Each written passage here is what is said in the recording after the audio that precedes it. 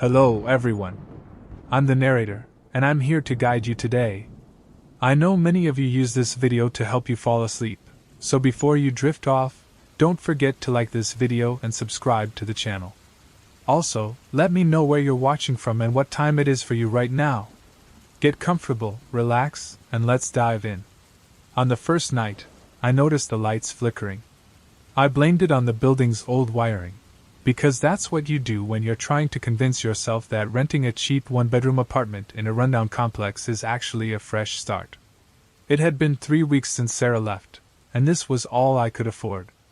I wasn't about to let a few electrical issues make me regret my decision. That Tuesday night, I was sitting on my old, second-hand couch, staring at the TV screen as it flickered every few minutes. The ceiling light followed the same erratic pattern. Even the coffee maker in the kitchen started clicking and turning on by itself, though I hadn't touched it since the morning. Annoyed, I got up and unplugged it, my bare feet sticking slightly to the linoleum floor. The apartment was so small I could see every room from where I stood. The narrow living room with its single window, the tiny kitchenette with worn countertops, and through the open door, my bedroom, where a bare mattress lay on the floor. I hadn't bothered buying a bed frame yet. The bathroom door stayed closed. I hated how the mirror reflected the entire apartment behind me when I brushed my teeth. That first night, I decided to go to bed early. I wrapped myself up to my neck in a thin blanket and listened to the usual settling sounds of the building, creaking walls, clanging pipes, and the muffled sound of someone's TV through the ceiling. Normal stuff. Around 3 a.m., I woke up to the sound of footsteps in the hallway outside my apartment. They were heavy, deliberate steps that stopped right in front of my door. I held my breath and waited. The footsteps eventually moved away, but as they did, my bedside lamp flicked on by itself. Panicking, I yanked the cord out of the wall. The next day at work, I couldn't focus on my computer screen. My eyes kept shutting, and my coworker Jeff asked if I was hungover. I just nodded. It was easier than explaining I'd spent the rest of the night sitting upright in bed, staring at my phone charger's light as it blinked on and off, even after I unplugged it. That afternoon, I checked the breaker box in the hallway. Everything seemed normal. I knocked on the door of my neighbor in 2B, right next to mine, to ask if they were having similar issues. No one answered. I'd never seen anyone come in or out of that apartment. I called my landlord, but he just grunted and said he'd send an electrician when he could. I didn't push it. The rent was cheap, after all. And I needed to save money. Sarah had taken half of our savings when she left, saying she needed them for the deposit on her new place. I couldn't argue. Her name was also on the account. The pattern continued. In the days that followed, everything seemed normal during the daylight hours. But as soon as the sun set, the electrical appliances began their dance. The television would switch channels on its own. My laptop would wake itself from sleep mode, the screen illuminating the room with a blue glow. The microwave would turn on and off, its display showing random numbers. I started unplugging everything before going to bed, but it didn't matter. The ceiling lights, which I couldn't disconnect without removing the fixtures, kept flickering. My phone, which I needed for my morning alarm, would light up with no notifications. The digital clock on my nightstand kept resetting itself to midnight over and over again. And then there were the footsteps. They came at different times every night but followed the same pattern. They started at the end of the hallway, moving slowly toward my door. It sounded like someone in heavy boots walking on the carpet, though the carpet should have muffled the sound.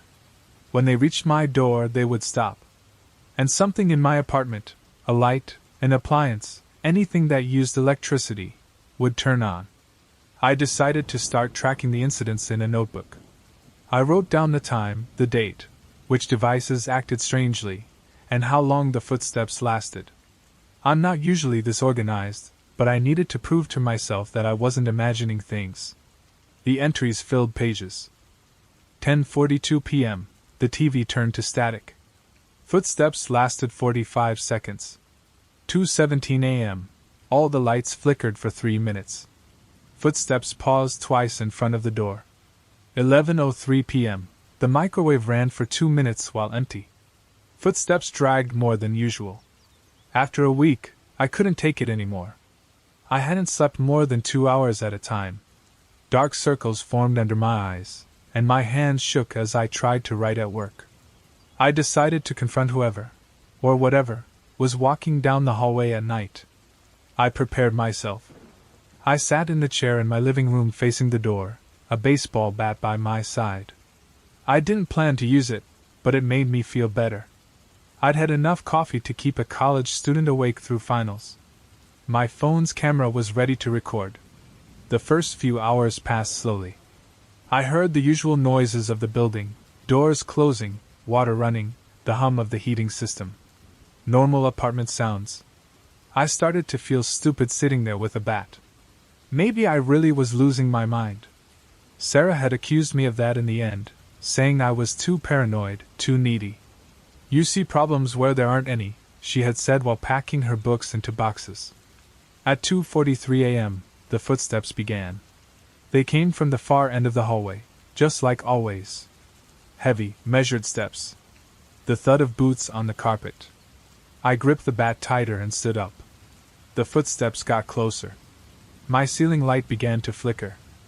I pressed my eye to the peephole, but the hallway was dark.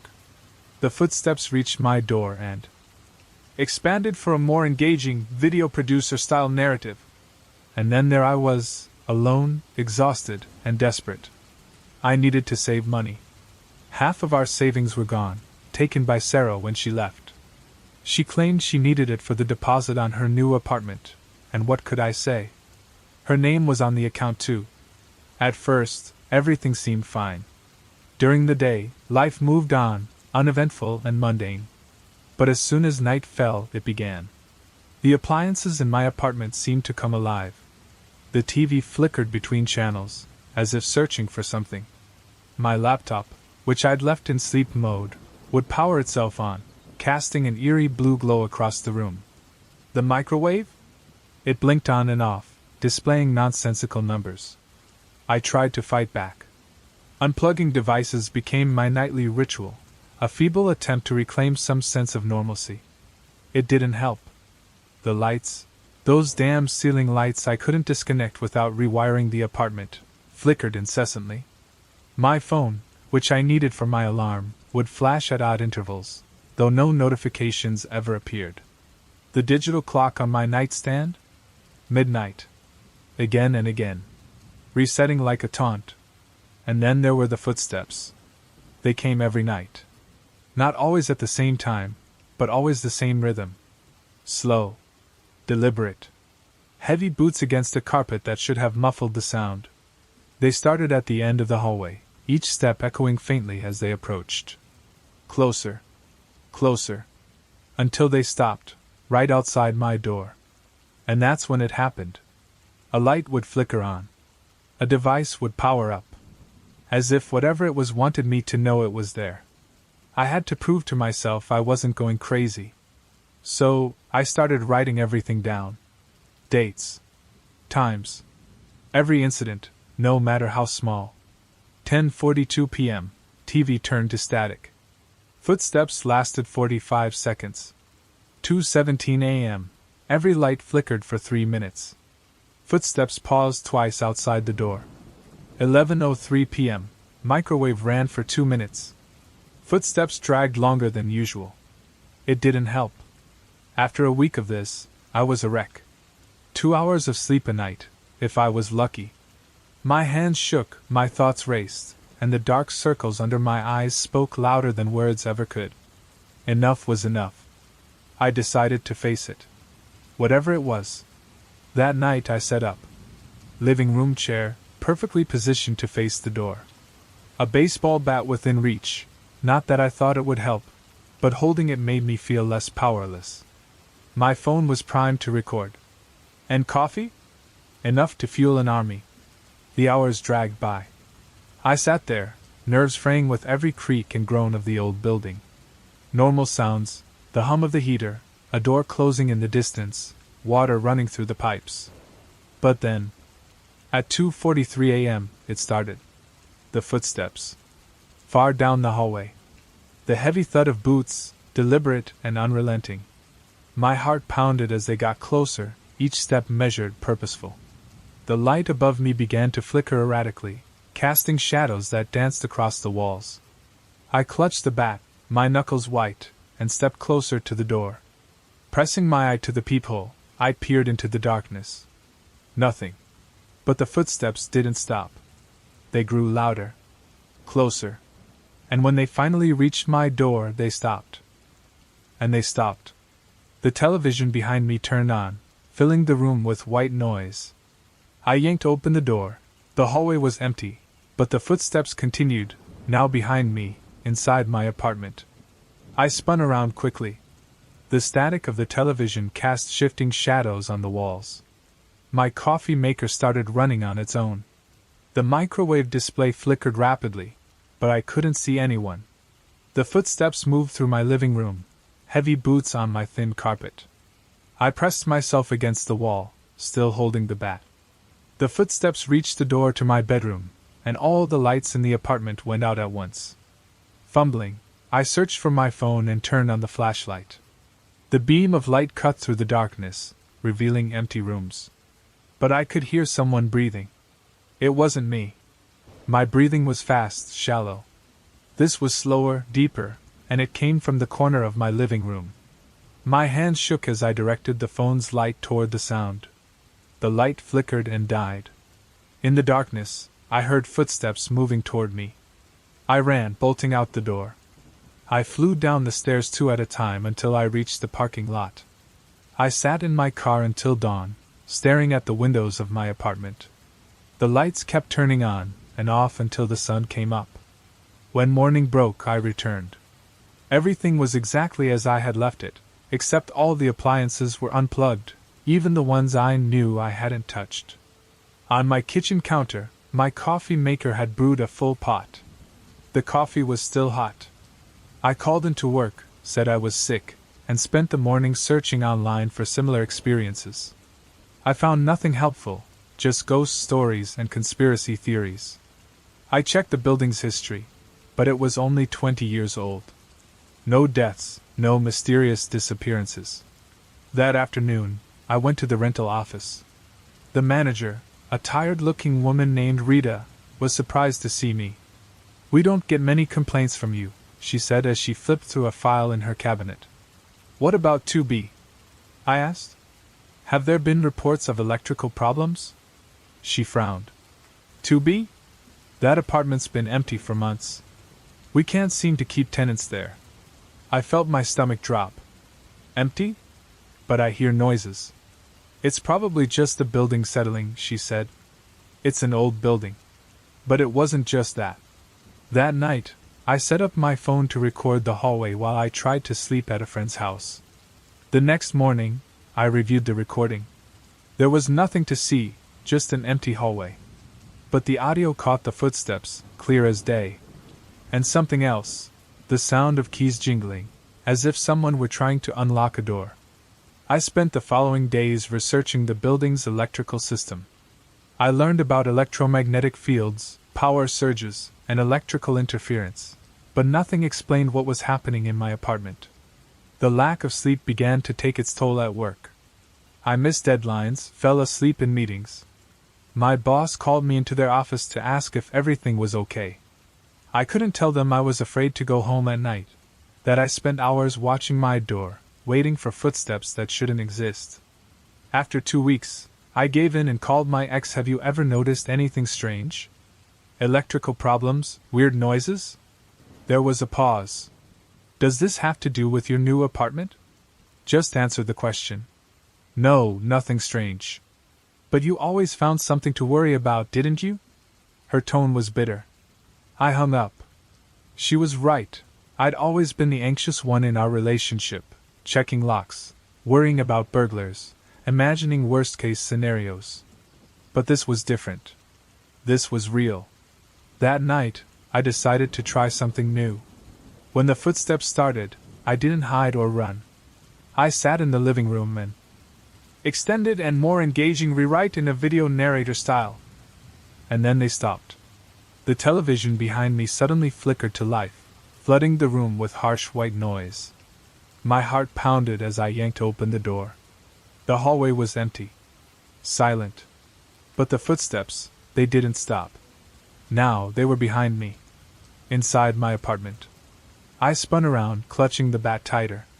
Shadows danced on the walls, cast by the static glow of the TV. My coffee maker roared to life without warning, its mechanical whirring breaking the eerie silence.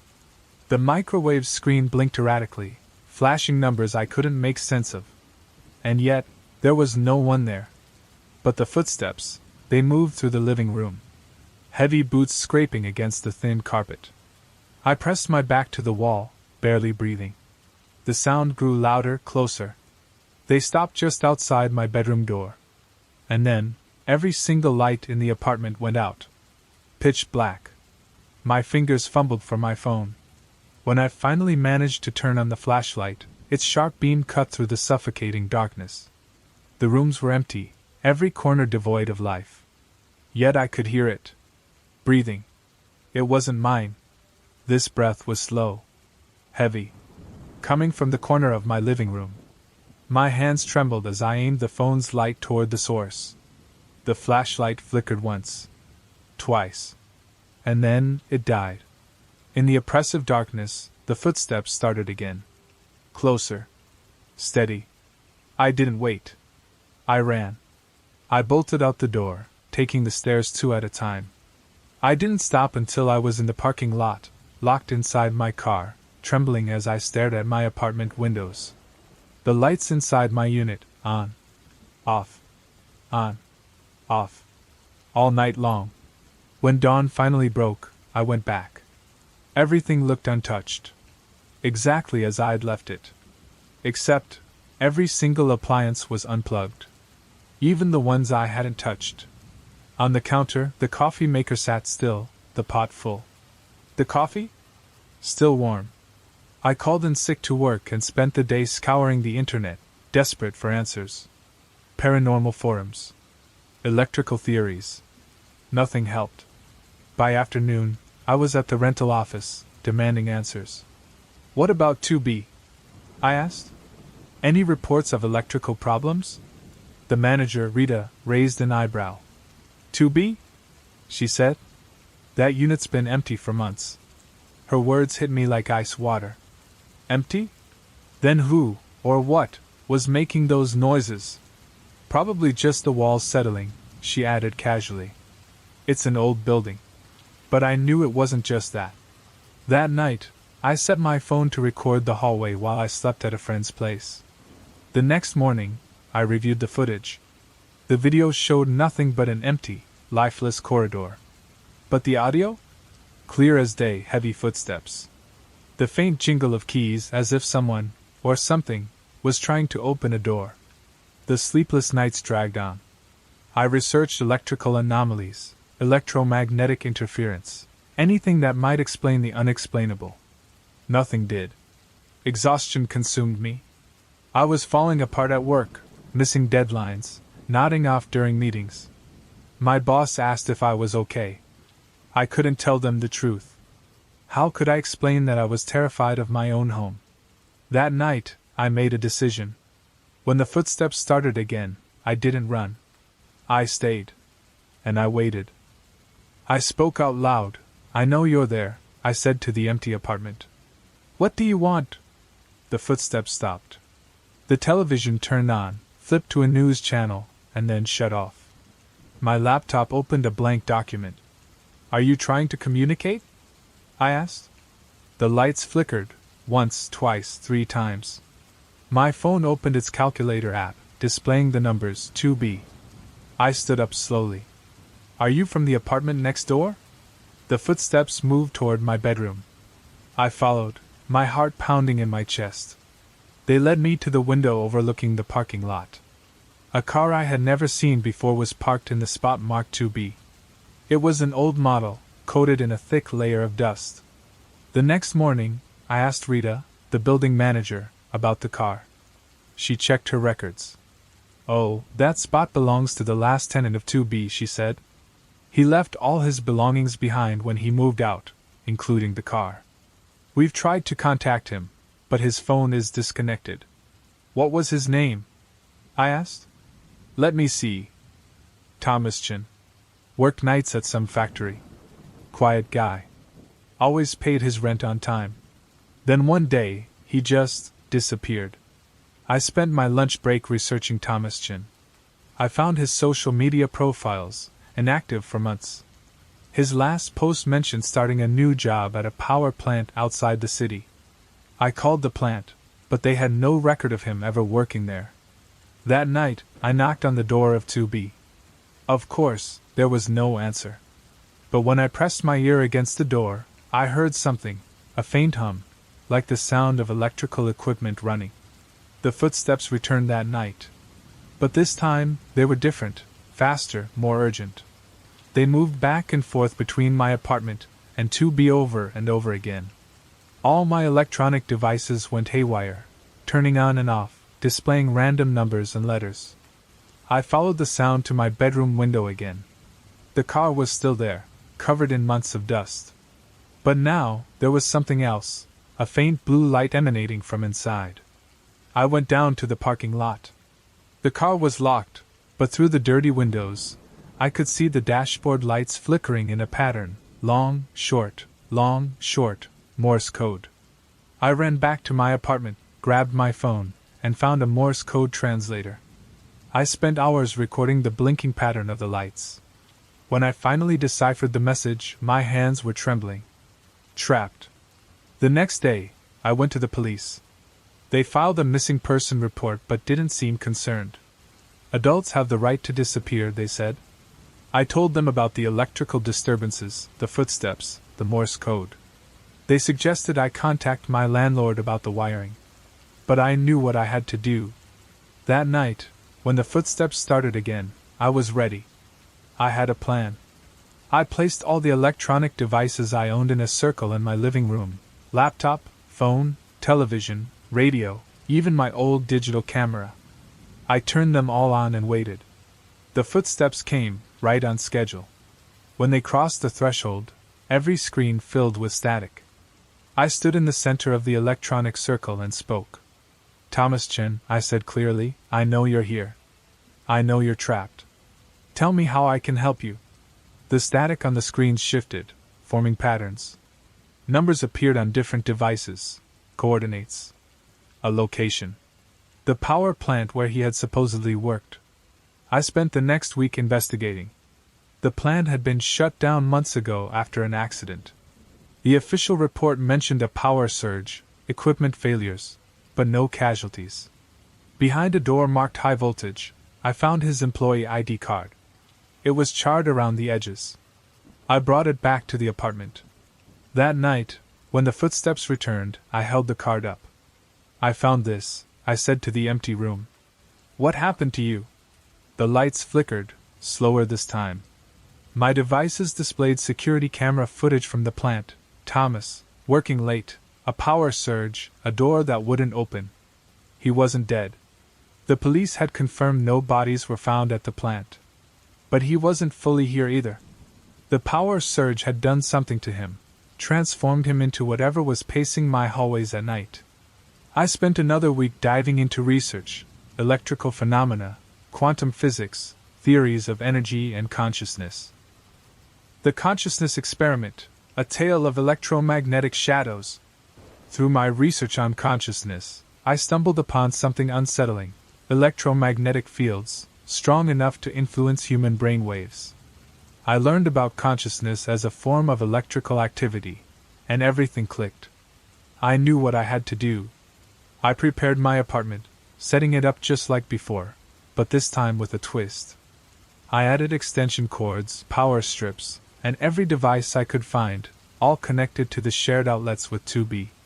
When the footsteps began, I flipped the switch. Every device roared to life simultaneously. The surge dimmed the building's lights, static filled every screen, and for a moment, the entire space felt like it was humming with energy. Then, the footsteps stopped, right at my door. I opened it. Standing there was Thomas Chin. But he wasn't a ghost.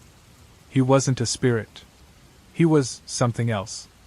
A man made of flickering light and electric interference, his form buzzing with static. He looked at me, nodded once, and stepped into my apartment. Every device surged with power. The lights grew so bright that I had to shield my eyes. When I could finally see again, Thomas was gone. But the footsteps never returned. The next day, his car vanished from the parking lot.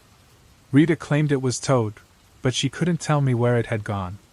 2 days later, the police found Thomas alive but disoriented, in a hospital 50 miles away. He had no memory of the past few months. Life returned to normal, or as normal as it could be. The hallway at night is quiet now, but sometimes, when I'm on the verge of sleep, I think I hear faint footsteps. They're just the walls settling, I tell myself.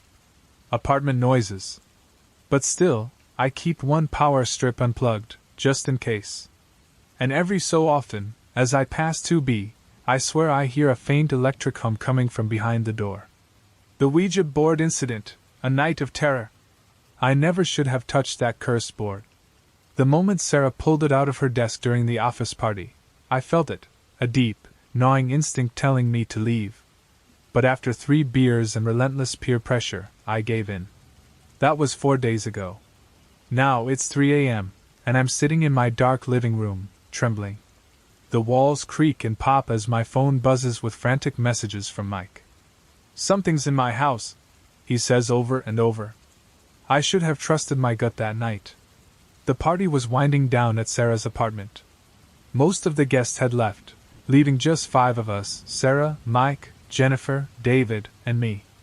We'd been drinking, swapping work stories, when Sarah casually mentioned she had a Ouija board. "Come on, it'll be fun," she said, placing it on the coffee table. "Don't be a baby, James," she added, noticing my hesitation. I shifted uncomfortably. "I don't mess with those things. My grandma always said they're dangerous. It's just a piece of cardboard." David laughed, already placing his fingers on the planchette. "What's the worst that could happen?" The worst was about to begin. We all gathered around, fingers lightly touching the planchette. Almost immediately, the room felt colder. I blamed the AC. The only light was a dim lamp in the corner, casting eerie, stretched-out shadows over the board. "Is anyone here?" Sarah asked theatrically. Nothing happened at first. But then, the planchette moved. I thought someone was pushing it, but I could feel resistance, as if it was being guided by something unseen. "Yes," it spelled out. "What's your name?" Jennifer asked nervously. Instead of spelling a name, the planchette moved again, forming a single word: watching. "Watching what?" Mike stammered. "You." A cold knot formed in my stomach. "Maybe we should stop," I suggested. "No way," Sarah said, her eyes wide. "This is getting interesting." "Why are you watching us?" David asked. "What are you waiting for?" "Open." The air grew colder still. I could see my breath forming small clouds in the dim light. "That's it, I'm done," I announced, pulling my fingers away. "Don't break the circle," Sarah hissed, but it was too late. The planchette flew off the board, slamming into the wall with a loud crack. The lamp flickered and went out, plunging us into darkness. Someone screamed, Jennifer, I think. When Sarah finally found her phone and turned on the flashlight, we saw it, 3 long, jagged scratch marks carved into the surface of the board. We fled the apartment, blaming the wine, the beer, anything to rationalize what had just happened. But when I got home, things only got worse. At first, it was little things. My keys weren't where I'd left them. The TV turned itself on in the middle of the night. The bathroom door, which I knew I'd left open, would be shut.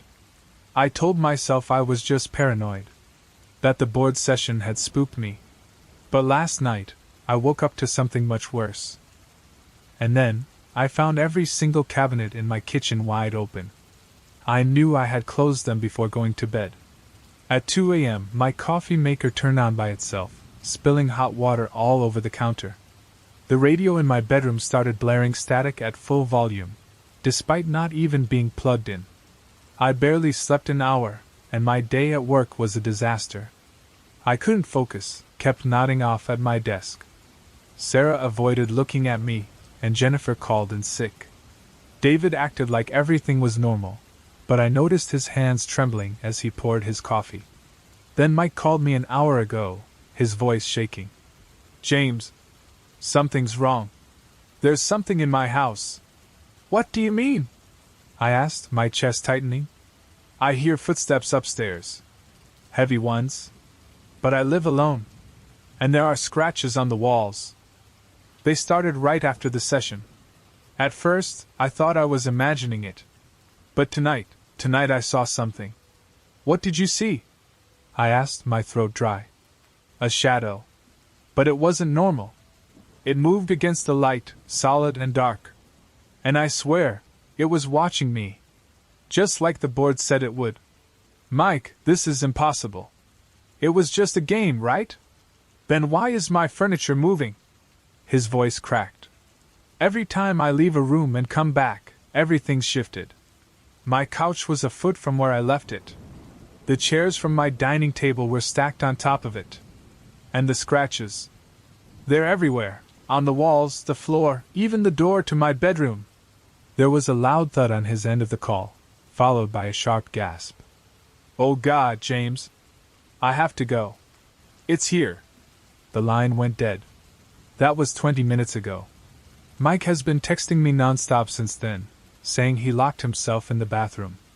Whatever it is, it's trying to get in. And now, I'm not so sure about my own safety. As I write this, I can hear noises in my kitchen, drawers opening and slamming shut, footsteps on the tiled floor. But I'm alone in the house. At least I should be. The temperature has dropped dramatically. My breath is visible, puffing out in small white clouds.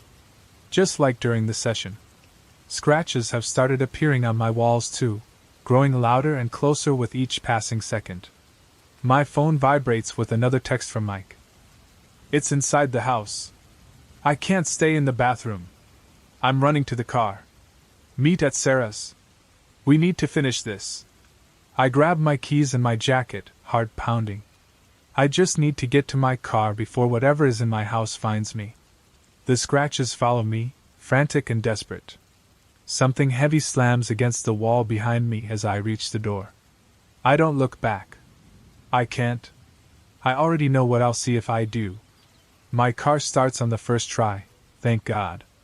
As I back out of the driveway, I catch a glimpse of movement in my living room window. A shadow darker than the night around it presses against the glass. It has no discernible features, but I know it's watching me leave. I call Sarah as I drive, my hands trembling so badly I nearly drop the phone. She answers on the first ring.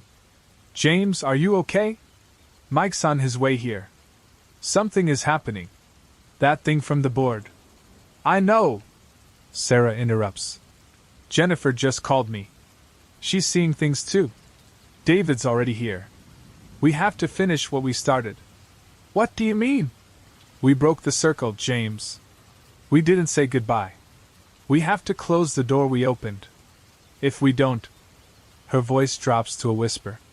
It will stay. Watching us. Waiting. Until it decides to do more than just watch.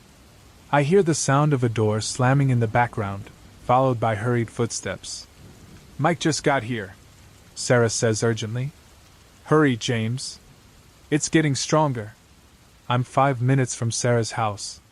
But the shadow in the back seat of my car feels more solid now, more present.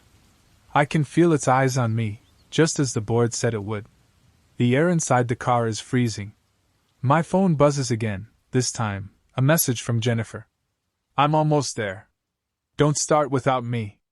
We're going to fix this, close whatever we opened with our stupid, drunken decision. But as I park in front of Sarah's house and see dark shapes shifting behind her windows, I can't help but wonder if we're already too late. Sarah opens the door before I can knock. Her face is pale, her hands trembling.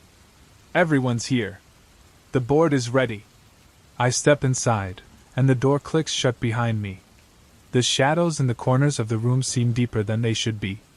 More alive. Mike is slumped on the couch, disheveled and wide-eyed.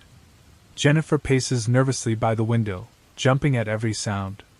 David sits in a corner, trying to look calm but failing. On the coffee table lies the Ouija board. The 3 scratch marks from our first session are still visible on its surface. The planchette waits in the center, faintly glowing under the dim light. "Everyone sit," Sarah commands. "We have to do this right." We gather around the board as we did before, but this time, there's no laughter, no skepticism. We know what we're up against now. We know it's real. The moment our fingers touch the planchette, the temperature plummets. The shadows in the room pulse, as if alive. The scratches on the walls grow louder, more frenzied. "We need to speak with the spirit we contacted before," Sarah says, her voice steady despite the fear in her eyes. The planchette moves immediately, much faster than last time. "I'm here. We're here to say goodbye," Sarah continues. "We're going to close this session. Close the door." The planchette moves frantically, the shadows converging, taking on impossible shapes that defy the light. And then, the space around us felt charged, as if the very fabric of reality was straining to contain something immense. The scratches on the walls reached a fever pitch, echoing like the desperate cries of something trying to tear through the boundaries of our dimension. "Close it," Sarah shouted, her voice rising above the chaos. "We're at the end. Don't stop now. We have to finish this." The pointer fought against our fingers, dragging itself across the board with unnatural strength, spelling out fragmented words we didn't dare to fully comprehend. Sarah's voice cut through again, louder and more commanding. "This session is over. This connection is severed. Go back to where you came from and leave us alone." The noise in the room became deafening. Picture frames crashed to the floor. A vase shattered as if struck by invisible hands. The shadows along the walls twisted and distorted, writhing into impossible shapes that defied comprehension. "Goodbye," Sarah screamed, and we echoed her, our voices blending into a single, desperate chant. The pointer froze. The scratching stopped. Slowly, the shadows receded, slinking back into their usual corners, becoming nothing more than ordinary darkness. The room began to warm again, and silence fell like a heavy blanket. We stayed frozen, our fingers still lightly touching the pointer, as if afraid that even the smallest movement might provoke the unseen forces we had dared to challenge. After what felt like an eternity, Sarah whispered, her voice trembling yet steady, "We can let go now. It's over." One by one, we released the pointer, our movements slow and cautious. Nothing happened. No sudden burst of energy, no flying objects, no renewed scratches or shadows stretching toward us. Just stillness. "It worked," Jennifer murmured, her voice barely audible. "I think so," Sarah replied, her hands visibly shaking as she gathered the board and pointer. "Tomorrow I'll burn them." Mike stood, his movements stiff as if every joint in his body ached. "I never want to see another Ouija board as long as I live," he muttered. We left Sarah's house one by one, each of us glancing over our shoulders as if expecting the shadows to follow. But the night outside felt normal again, just darkness and silence, nothing more. When I got home, everything was exactly as I had left it. No open cabinets. No scratches on the walls. No fleeting movements in the corners of my vision. The temperature was normal, my belongings undisturbed. 3 days have passed since we closed the session, and nothing strange has happened. No furniture shifting. No phantom scratches. No shadows defying logic. None of us talk about what happened, but at work, when I catch Sarah, Mike, or Jennifer's gaze, I know we're all thinking the same thing: we were lucky. We managed to close the door we had recklessly opened, but none of us will forget what it felt like to be watched by something from the other side. Something waiting. Something that didn't belong here. I've since thrown out every board game I owned, just in case. Some doors are better left unopened. Some games aren't worth the risk. And some things are meant to stay on their side of the barrier that separates our world from theirs. The only reminder of that night is a single thread of messages in our group chat. Sarah had written one word the next morning: never. We all responded the same way, agreed. The first shadow moved 3 weeks later. It was during the renovations of my childhood home. I had inherited it after my parents moved away to retire. A Victorian house in western Massachusetts, built in 1890, a place that demanded constant upkeep. My father had let it fall into disrepair over the years, and at 42, I had taken a 6-month leave from my accounting job to restore it. The work started out mundane, fixing the sagging front porch, replacing rotted window frames, patching leaks in the roof. The attic was the last item on my list, a straightforward job, replacing old floorboards and adding insulation. That day, I was measuring planks near the west wall of the attic. My work light cast long shadows of stacked boxes and old furniture against the sloped ceiling. But one shadow didn't make sense.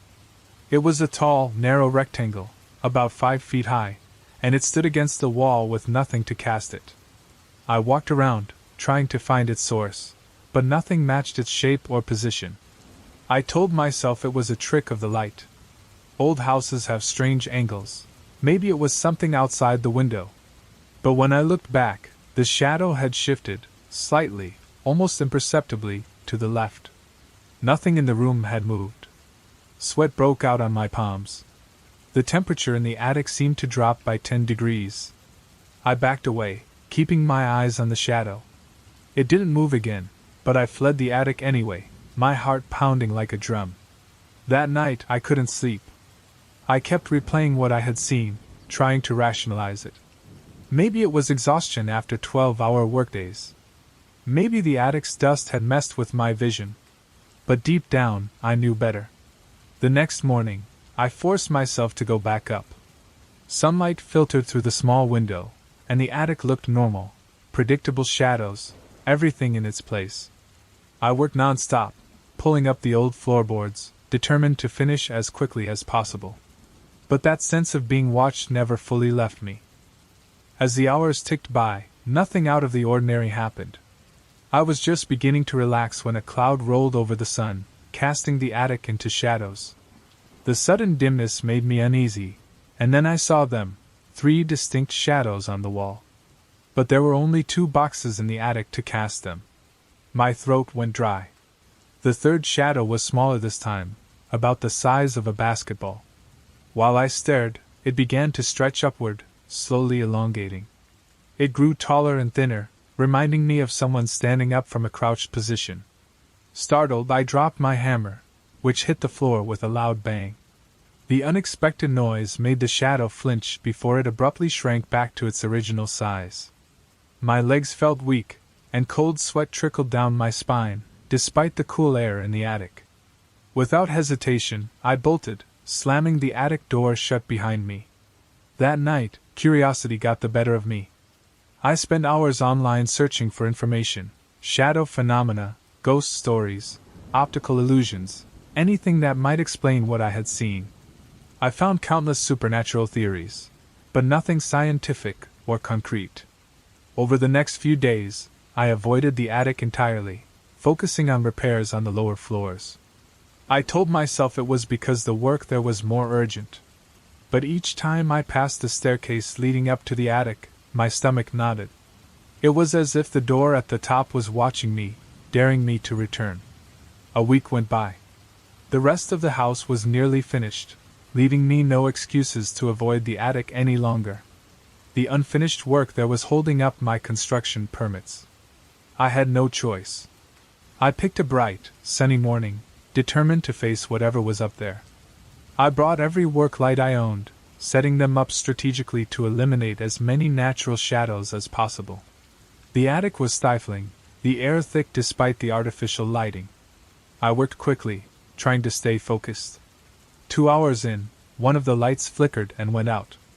I paused, glancing up from where I'd been hammering, and my blood ran cold. In the corner where the light had failed, shadows were gathering. They swirled like tendrils of ink and water, merging and separating in a disturbing dance. None of them matched any objects in the room. Frozen in place, I watched as one of the shadows broke away from the group. It slid along the wall, retaining the silhouette of a human figure. But it wasn't walking. It was gliding. When it reached the midpoint of the wall, it stopped and turned toward me. It had no eyes, no features, but I knew, without a doubt, that it was staring at me. My chest tightened as I struggled to breathe. The shadow remained perfectly still, locked in place, facing me. The air pressure in the attic shifted suddenly, making my ears pop. The remaining lights dimmed slightly. Then, it moved again, faster this time, sliding toward me along the wall. I stumbled back, panicked, my hammer clattering to the floor. The sound echoed loudly in the confined space. The shadow recoiled at the noise, retreating to its corner. That was enough for me. I bolted down the stairs, not stopping until I was outside, safe in my car. I drove straight to the nearest hardware store, buying motion sensors, more lights, and security cameras. I spent the rest of the day installing them in the attic, determined to catch whatever was up there. For the first 2 nights, the cameras captured nothing unusual. But on the 3rd night, at exactly 2:47 a.m., every motion sensor in the attic went off simultaneously. When I reviewed the footage, all I saw was darkness. The infrared lights on the cameras had inexplicably failed. The next morning, I returned to the attic to investigate. Nothing seemed out of place, but the air felt different, heavier. The shadows in the corners looked darker, almost tangible. As I walked past one of them, it rippled slightly, like a curtain brushed by a breeze. But there was no wind. I had reached my limit. Desperate for answers, I contacted a local paranormal investigation team. They seemed professional and brought a variety of equipment: electromagnetic field meters, thermal cameras, audio recorders. They spent an entire night in the attic. And yet, their equipment constantly malfunctioned. Batteries drained within minutes, cameras flickered and died, and digital screens displayed random numbers. The team leader admitted she had never encountered such persistent technical glitches. However, they managed to capture something on an infrared video, something inexplicable. A dark mass moved independently across the frame. When the lead researcher tried to enhance the recording, the file corrupted each time it was opened. On her 3rd attempt, her laptop shut down and never powered on again. The team advised her to document everything but warned against interacting with the shadows. They promised to investigate similar cases and reach out, but that call never came. I attempted to resume my work in the attic, but the shadows grew bolder. They moved more frequently, sometimes blatantly. On occasion, faint scraping sounds echoed as if something dragged itself across the floor, yet no objects were ever displaced. One shadow expanded until it covered an entire wall. Another formed a perfect circle and rolled across the ceiling. At one point, 2 shadows merged into a figure resembling outstretched wings.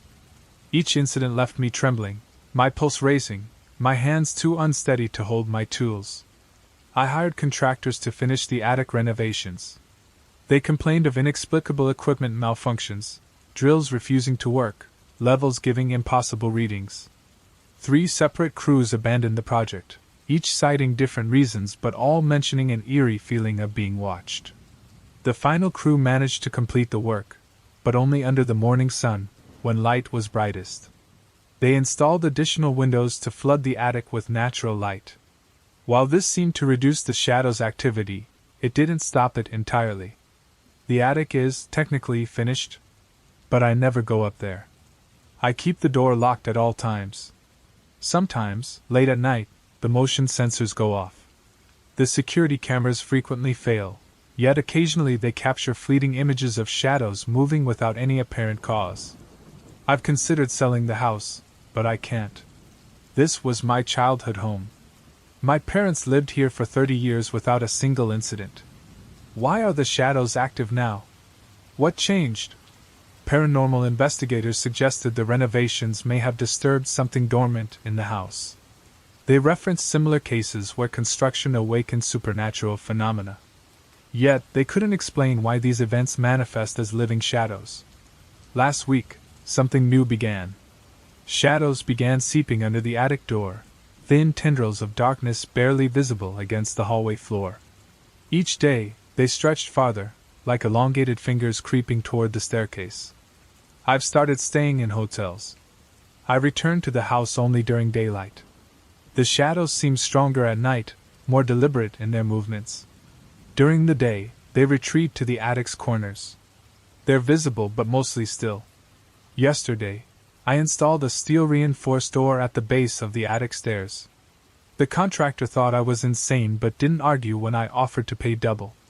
The door is secured with 13 bolts and a magnetic seal. So far, no shadow has breached it. Each morning, I review the night's security footage.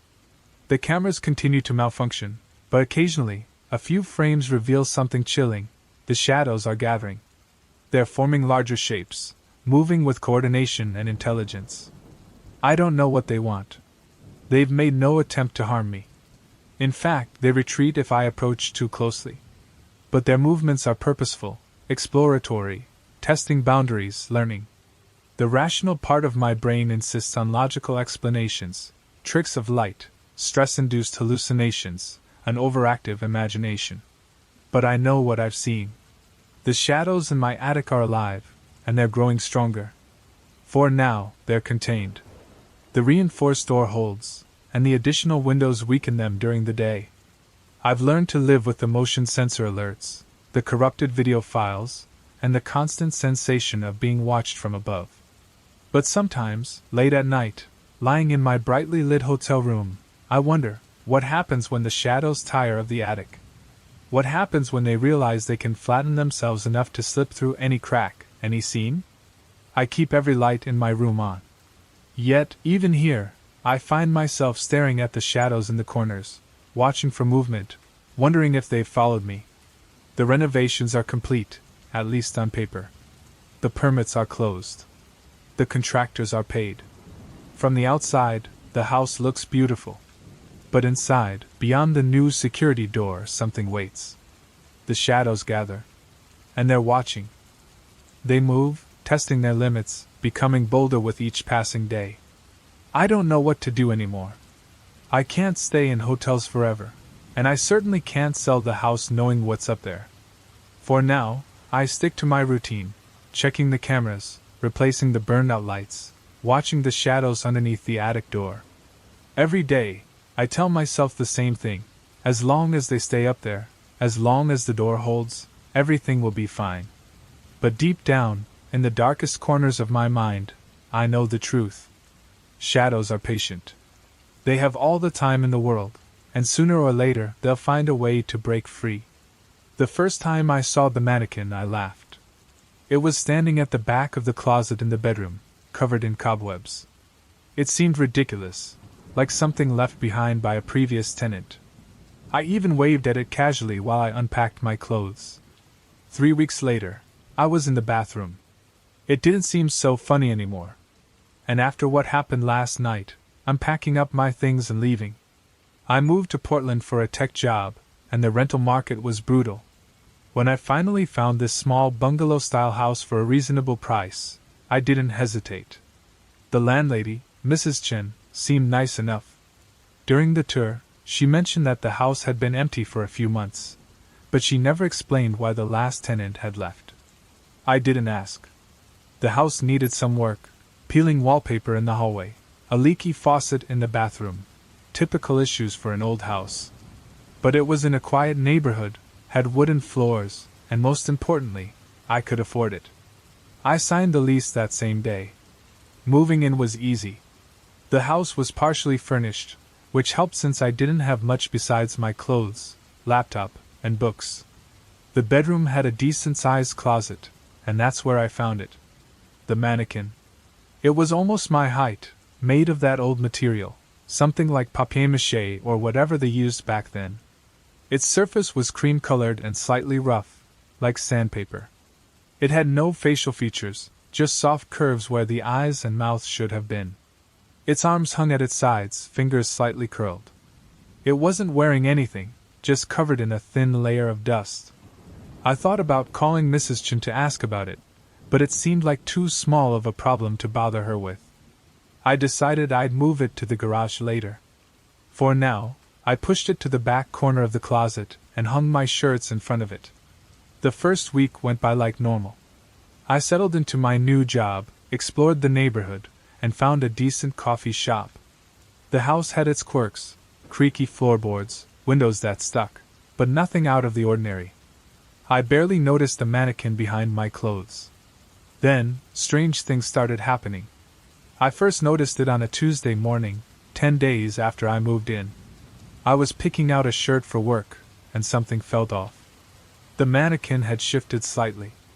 Its right arm, which had been hanging straight down, was now bent at the elbow. Just a few degrees, but enough for me to notice. I figured I must have bumped it while taking clothes out. 2 days later, its head was tilted to the left. Not much, maybe 15 degrees, but I was sure it had been straight before. I spent 10 minutes that morning examining the base of the mannequin, looking for any signs of instability that could explain the tilt. The base was solid. I straightened it up and went to work. When I came home, the head was tilted again. That's when I started taking photos, one each morning, and another each night after work. I saved them in a folder on my phone called "I'm Not Crazy." The changes were subtle, but undeniable. The left hand slowly started to curl into a fist. The right foot began to turn outward. The torso shifted slightly. Every movement was small, but they were adding up. I showed the photos to my coworker, Jim, during lunch. He laughed and suggested the floor might be uneven, or maybe the mannequin was just old and settling. Or, he joked, maybe you've got ghosts, buddy, moving their fingers like claws. I forced a laugh and changed the subject. That night, I took sleeping pills. I'd been having trouble resting, jumping at every creak of the house. The pills helped. I fell into a deep sleep, until 3:17 a.m., when a loud thud from the closet woke me up.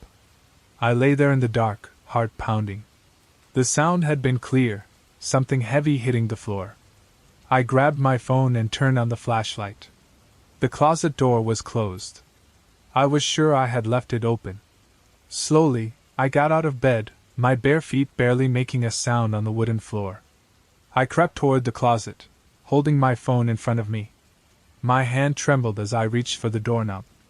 I counted to 3 in my head, and then I yanked open the door. The mannequin had fallen forward, face down, lying among my messy shoes. One arm was stretched out toward my bed. I stood frozen there, the beam of light focused on its outstretched hand. Finally, I closed the door and locked it. I called Mrs. Chin. The conversation didn't go well. "What do you mean by a mannequin?" she asked. "In the bedroom closet? It's been there since I moved in. I assumed it belonged to the previous tenant." There was a long silence. "There is no mannequin," she said when she spoke again. "When we cleaned the house, there wasn't one," she added. "Are you sure you didn't bring it yourself? I'm seeing it right now. It's been here since the beginning."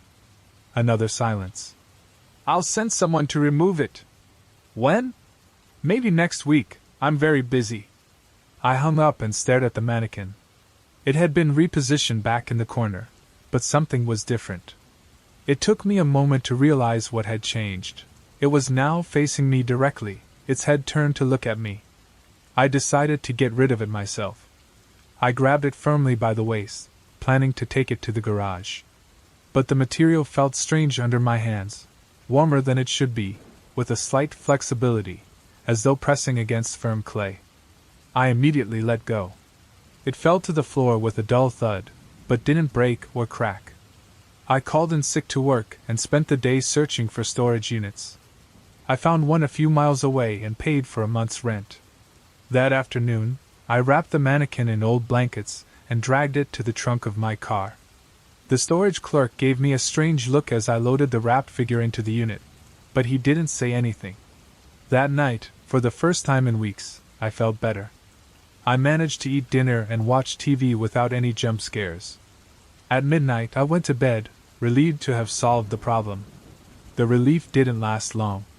The first thing I noticed was that the closet door was open. I always closed it out of habit. The second thing was the smell, a damp, organic aroma, like wet paper. The third thing was the mannequin, standing exactly where it had been before. I slowly stepped back, my hands shaking so badly that I dropped my phone twice before finally managing to call Jim. When he answered, his voice was groggy. What's going on, man? It's midnight. I need you to come over. Please, I can't do this alone. What? I can't. I need someone else to see this. He must have heard something in my voice because he agreed. I waited, sitting in the living room with the bedroom door in view. 20 minutes later, I saw the lights of his car approaching. This better be good, he said as he walked in. I led him to the bedroom without saying a word. I opened the closet. It was empty. I don't understand, I said, pushing the hangers aside. It was right here. Jim rubbed his eyes and sighed. Maybe you dreamed it. No, I said. I was awake. I saw it when I went to bed. I swear. He looked at me tiredly. Look, you've been stressed with the move, the new job. Maybe you should talk to someone. I showed him the photos on my phone. He examined them closely. These could be the same mannequin in different positions, he said softly. Or different mannequins. You can't know if it moves on its own. I know what I saw. He patted my shoulder. Get some rest, okay? Call me if you need anything. After he left, I searched the house, but found nothing. I even checked outside, walking around with the flashlight on my phone. Nothing. Finally, exhausted, I went back to my bedroom. I didn't sleep. I sat on the bed with all the lights on, alternating between watching the closet and checking my phone. Around 4 a.m., I got up to use the bathroom. When I returned, the mannequin was standing next to my bed. I froze in the doorway. It was perfectly still, but something had changed on its surface. The cream-colored material looked softer, more organic, like skin that had been submerged in water too long. Its hands were now fully formed, with defined knuckles and nails. The face, which had been smooth before, now showed subtle contours, a hint of cheekbones and a slight bulge where the eyebrows should be. I backed away slowly. It didn't move. I reached the front door, grabbed my car keys, and ran out. I drove aimlessly until dawn. Now I'm sitting in a cafe, writing this. My hands have finally stopped shaking enough to write. In a few minutes, I'm going to call Mrs. Chin and tell her I'm breaking the lease. I'll pay whatever penalty she wants. Then, I'll find a hotel room. Tomorrow, I'll start looking for a new place to live. I keep thinking about the storage unit. I should go check if the mannequin is still there, but I know it won't be. The blankets will be folded, and the unit will be empty.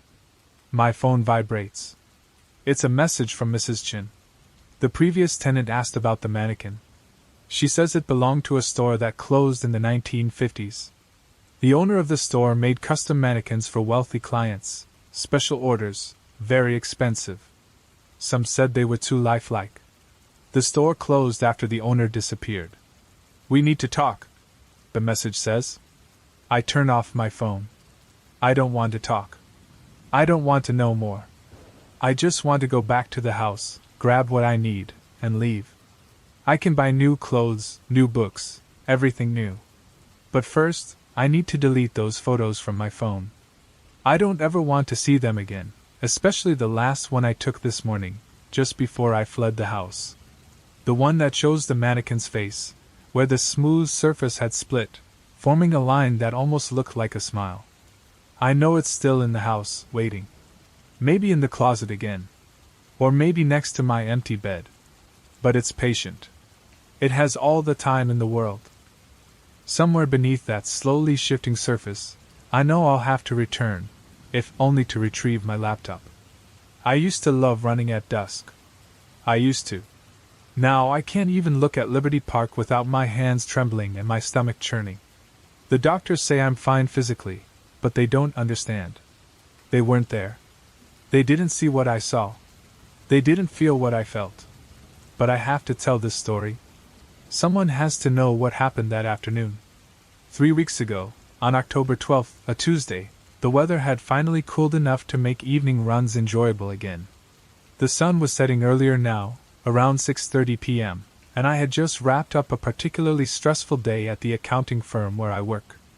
I needed to clear my mind, so I changed into my running gear, black shorts, my favorite moisture-wicking t-shirt, and the new running shoes I bought last month. I parked my car in the usual spot near the east entrance of Liberty Park, the parking lot half empty as expected for that time of day. A couple was walking their golden retriever near the playground, and an elderly man was sitting on a bench reading a newspaper. Everything seemed perfectly normal. I started my usual route, a 2-lap circuit around the park's outer path, a few miles in total. The first lap went smoothly. My breath found its familiar rhythm, and my muscles gradually warmed up. The tension from work began to melt away with every step along the gravel path. The sky shifted from orange to a deep red as the sun dipped behind the trees. It was halfway through my second lap when I first noticed it. There was something odd about the large oak tree near the pond. I slowed my pace, the crunch of my sneakers on the gravel piercing the still air. There was a figure standing completely still in front of the tree. At first, I thought it was just another park-goer, maybe a birdwatcher or someone taking photos of the sunset. But something wasn't right. The figure was tall, probably over 6 feet, and dressed in what looked like a dark gray suit. It stood unnervingly still, like a statue, with arms hanging straight at its sides. It didn't move. Not even the slightest shift of weight, no scratching, no checking of a phone. People don't stay that still. I stopped about 30 feet away, my breath forming little clouds in the cool air. Sweat trickled down my back, but an icy chill gripped my stomach. A chill that spread outward. "Hello?" My voice trembled. "Is everything okay?" There was no response. No movement. Just that eerie stillness. I took a cautious step closer, though every fiber of my being screamed at me to stop. "Sir? Ma'am? Are you okay?" Then, the figure's head slowly turned. Not the body, just the head, twisting slowly toward me like a security camera, too slowly, too smoothly. When it was fully facing me, I saw what shouldn't have been there. It had no face. Where the features should have been, there was only smooth, pale skin. No eyes, no nose, no mouth, just a featureless oval of flesh. My legs went numb. Neither of us moved. It felt like time had stopped, a horrifying standoff, locked in place. Then my survival instincts kicked in. I spun around and ran, not at my usual pace, but as fast as my legs would carry me. My feet pounded against the gravel path as I raced toward the parking lot. My lungs burned. My heart felt like it was about to explode. After about 50 meters, I dared to glance over my shoulder. The figure was gone. The oak tree stood alone in the growing darkness. I slowed slightly, gasping for air, my legs trembling. That's when I saw it again. It was standing in the path ahead, maybe 20 feet from me. Same rigid posture, same faceless head, same dark suit. Impossible. There was no way it could have gotten there without me seeing it move. I veered off the path, cutting through the grass toward a different exit.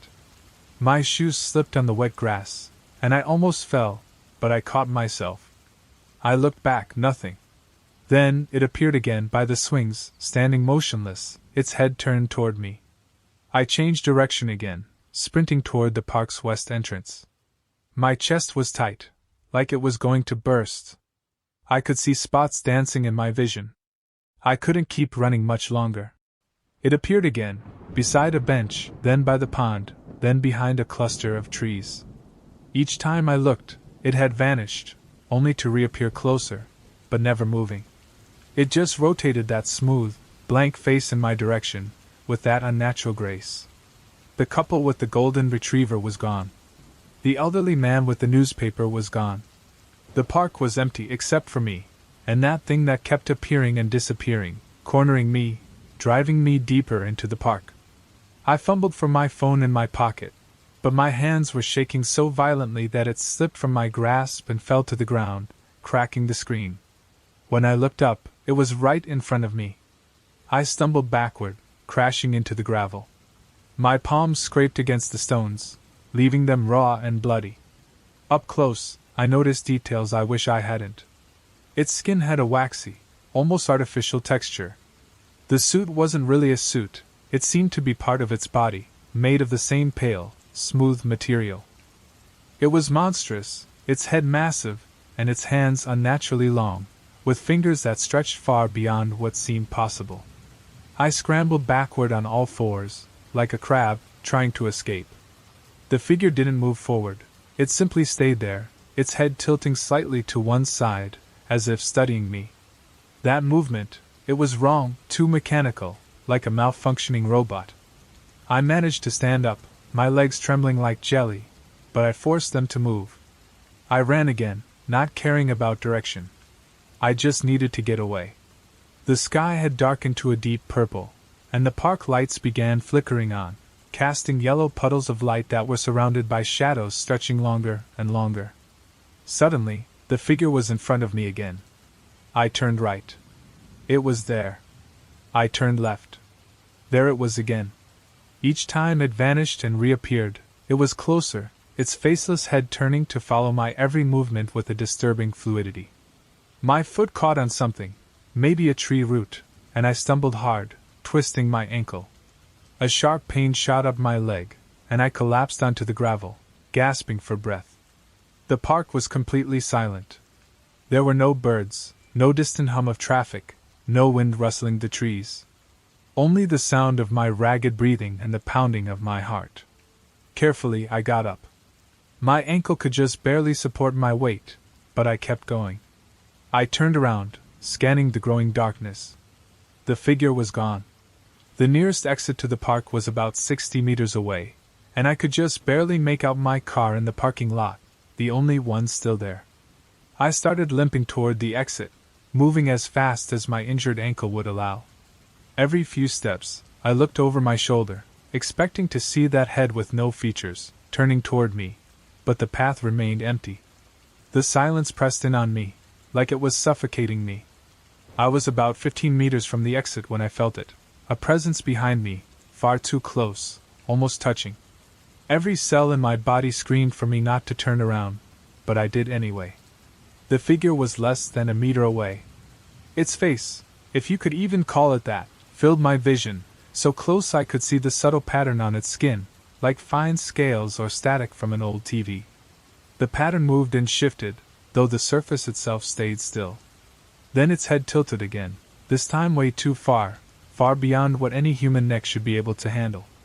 And then I felt it, not a sound, not a touch, but a pressure in my mind, like something was pushing against my thoughts. Images started flashing in my head, places I had never been, things I had never seen, bizarre geometric shapes that made my head ache just to look at, colors that should not exist. Blood began dripping from my nose. I staggered backward, almost falling again. The pressure in my head intensified. More images, more impossible colors, more shapes that defied geometry. My vision started to blur around the edges. And then, somewhere in the distance, a car horn blared. The sound sliced through the silence like a knife. The pressure in my head vanished. I blinked, and the figure was gone, not like before, when it disappeared and reappeared, but this time, it was just gone. The normal sounds of the night returned all at once, crickets chirping, distant cars on the highway, the wind rustling the trees. I stood there for several minutes, blood dripping from my nose, too terrified to move. Eventually, I heard voices, teenagers entering the park, laughing and talking loudly. I hobbled to my car as fast as I could, my hands shaking so much that it took me 3 tries to get the key into the ignition. I drove home well over the speed limit, glancing in the rearview mirror every few seconds. That was 3 weeks ago. Since then, I've been to several doctors. They found nothing wrong, just a mild sprain in my ankle and a broken blood vessel in my nose. I've seen 2 therapists, who talked about stress, hallucinations, and PTSD. They prescribed me medication, but it doesn't help. I haven't run since then. I don't go out after dark. I've even changed my route to work to avoid passing by Liberty Park. Sometimes I see movement in the corner of my eye, but when I turn, there's nothing there. Occasionally, I feel that pressure building up in my head again, and I start to bleed from my nose again. Last night, I woke up at 3 a.m. My bedroom window faces the street. As I lay there in the dark, I saw something tall and gray standing under the streetlight. It didn't move, it was just there, with its head turned toward my window, its faceless face catching the yellow light. I shut the curtains and didn't sleep. Now I'm writing this as the sun rises. I need someone to know what happened. I need someone to believe me because I know this isn't over. It's watching, waiting, and sooner or later, it will get closer than just standing under the streetlight. I don't know what it wants.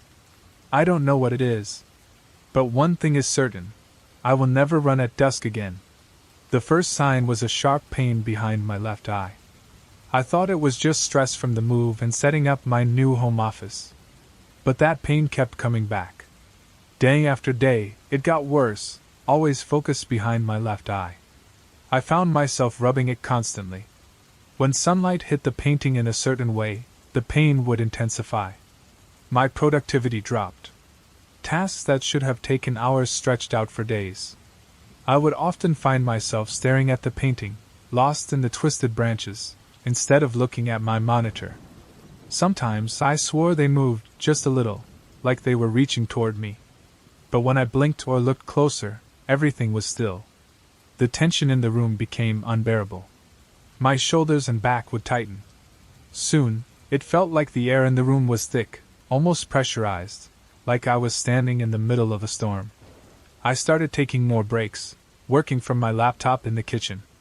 Bodhi, my usually calm German shepherd, was the next warning sign. He wouldn't come near the office. He'd just stand at the door with his fur bristling, staring at that damn painting. I started having trouble sleeping.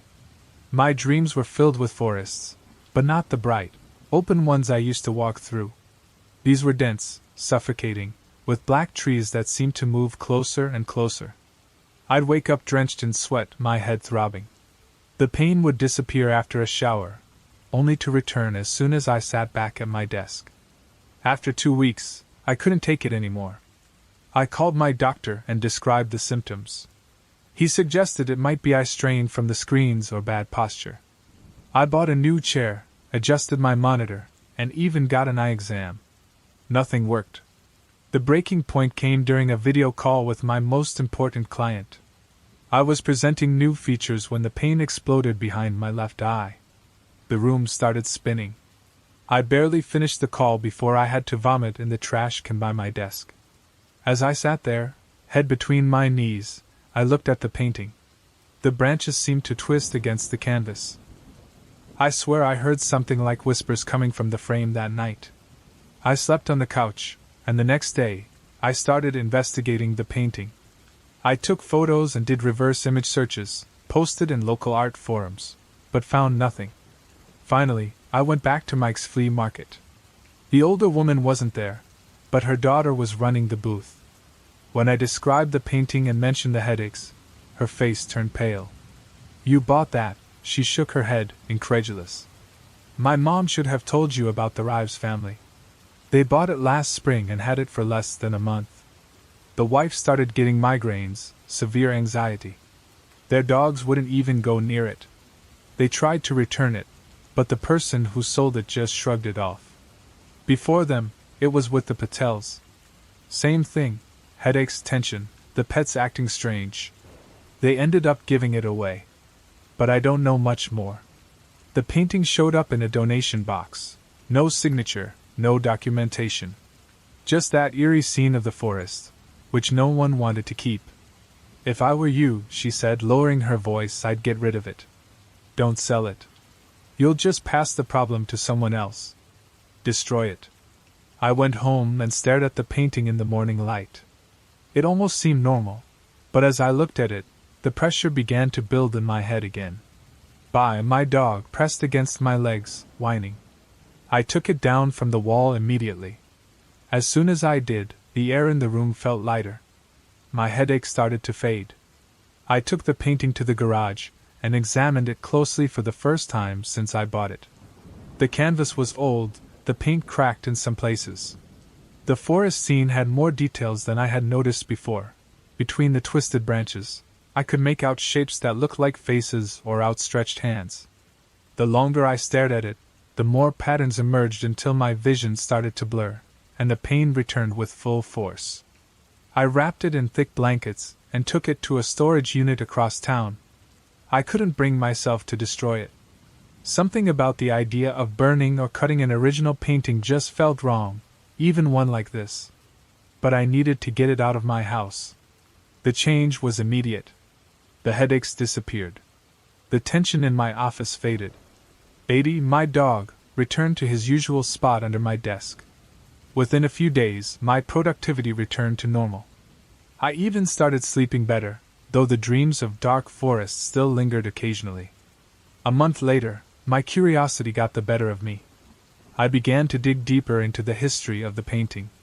I posted on more forums, joined local art groups, and even hired a part-time research assistant. I traced the previous owners, not just the Rives and the Patels, but 3 other families before them. Every story was the same: headaches, anxiety, pets reluctant to enter the room, a growing sense of dread. One family mentioned seeing movements in the painting at night. Another claimed to have heard whispers coming from it during storms. The trail went cold in 2019. Before that, no one knew where it came from or who painted it. It had no signature, no gallery stamps, no sales records, just a haunting image that circulated the community, causing problems wherever it went. I visited the storage unit a few more times, always accompanied. The effects were weaker there, but still present, a dull ache behind my eyes, a feeling of being watched. The last time I went, I noticed dark smudges spreading from behind the frame, like water damage. The forest in the painting seemed darker, the branches more twisted. I swear the shapes between them had changed positions. I stopped paying for the storage unit. When the contract expires, I'll auction it off. Maybe it'll end up back in a flea market or in someone else's house. Part of me feels guilty about that, but I tell myself it's better than destroying a potentially valuable work of art. Besides, the effects seem to vary from person to person. Maybe someone else can handle it better than I could. My office now feels completely normal. I replaced the painting with a generic one of rolling hills, and everything seems fine again. A bright blue sky. Nothing to hide the shapes or shadows. Body sleeps quietly under my desk while I work, and the headaches have finally gone. But sometimes, late at night, I still dream of those twisted branches reaching through the darkness. I've learned to trust my instincts, and my dog. Some things just feel wrong, even if we can't explain why. That painting? It brought something into my home that didn't belong. Was it cursed? Haunted? Or was it just painted with toxic materials that caused hallucinations? I'll probably never know. But sometimes, late at night when the house is silent, I think about that storage unit. I imagine the painting there in the dark, wrapped in blankets, waiting for me. I wonder who will find it next. What stories will they add to its history? And I hope, more than anything, that they realize before it's too late that some deals come with hidden costs. I've started visiting flea markets and thrift stores regularly, searching for any signs that the painting might reappear. I've never seen it again, but I keep a file of similar cases, stories of works of art that affect people in strange ways, pieces that seem to carry something more than just paint and canvas. Most of these are probably urban legends or coincidences. But after what happened to me, I don't dismiss anything so quickly. This investigation has become an obsession. I've connected with others who've had similar experiences, not just with my painting but with other pieces as well. There's a community now, sharing stories and warnings. Some believe certain artworks act as conduits for negative energies. Others blame toxic pigments or psychological suggestion. I'm not sure what to believe, but one thing I know for certain, that painting changed me. Not just because of the headaches or the fear, but because it showed me that there are things in this world that defy explanation, things that can affect us in ways we don't understand or control. I still have the photos I took for my research. Sometimes I look at them, trying to make sense of what happened. The images don't have the same power as the original. They're just pictures of a slightly unsettling painting. But I can't delete them. They're proof that it wasn't all in my head. Last week, I got an email from someone who claimed they found the painting in another storage auction. They described the same symptoms: headaches, tension, pets acting strangely. I gave them all the information I had, including the stories I'd gathered. They decided to donate it to a paranormal research group for further study. Part of me hopes they find answers. A larger part hopes they keep it locked away where it can't affect anyone else. My office is completely redecorated now, bright colors, abstract patterns. Nothing to hide shapes or shadows. The room feels alive in a good way, full of natural light and positive energy. Body has claimed the space as his domain, stretching out on the carpet and demanding pets during my video calls. Sometimes, I catch myself looking at the wall where the painting used to hang, remembering how those branches seemed to reach for me. The memory still makes my head throb slightly, but then Body nudges my hand or barks at a squirrel outside, pulling me back to reality. I've learned to appreciate normal, peaceful art, the kind that simply decorates a wall without bringing fear. My rule now is simple: if something feels off, if it makes my dog nervous, or if it gives me a headache, it doesn't belong in my home, no matter how interesting or valuable it seems. Some lessons are worth the pain it takes to learn them. I used to work at a restaurant that closed at 11 p.m. But the cleaning crew always stayed at least an hour later, scrubbing the floors and making sure everything was ready for the next day. I was the closing manager, which meant I stayed until the very end to lock up and set the alarm. It was a small place on the outskirts of town, an old building with low ceilings and dark wooden walls. It could have been cozy, if it weren't so eerily silent when it was empty. That night, Miguel, the dishwasher, left early because he was sick with a fever. That left Carla and me to finish the shift. By 12:15 a.m., she was finishing mopping the floor while I went through the inventory in the office. Everything was calm, except for the hum of the fridge and the occasional creak of the building. You'd get used to those noises in a place that old, so I wasn't paying much attention to them. Then I heard a thud. It wasn't loud, but it was clear enough that I stopped typing and looked up. It came from the dining room. I left the office to check on Carla. She was in the corner of the dining room, cleaning the chairs. "Did you hear that?" I asked. She nodded, furrowing her brow. "It sounded like it came from the kitchen." We exchanged a look. Neither of us said it aloud, but we both knew that we'd already turned off the griddle and locked everything up in the kitchen. Still, we walked over together, our shoes squeaking on the freshly mopped floor. The kitchen was empty, just as it should have been. All the lights were on, and nothing was out of place. "Maybe it was the refrigeration system," I suggested, trying to sound rational. Carla didn't respond. She was staring at the walk-in cooler, its door shut like it always was. But when I stepped closer, I saw what had caught her attention: 3 long scratch marks on the metal door. They were perfectly parallel, as if someone had dragged sharp nails across it. "Was that always there?" I asked, even though I already knew the answer. Carla shook her head, stepping back a step. "I don't like this, Anna," she murmured. "We should go." I wanted to tell her to calm down, that it was nothing. But my stomach was already in knots. I tried to act like I wasn't scared. I walked over to the cooler door.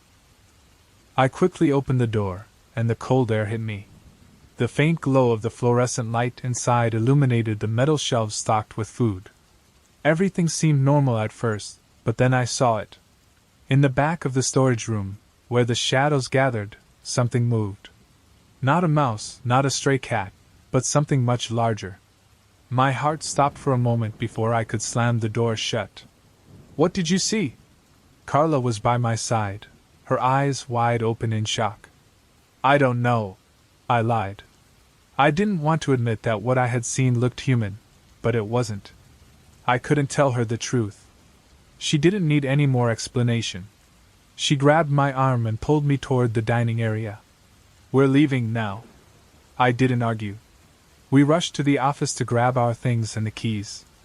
As we walked toward the main door, we heard another thud.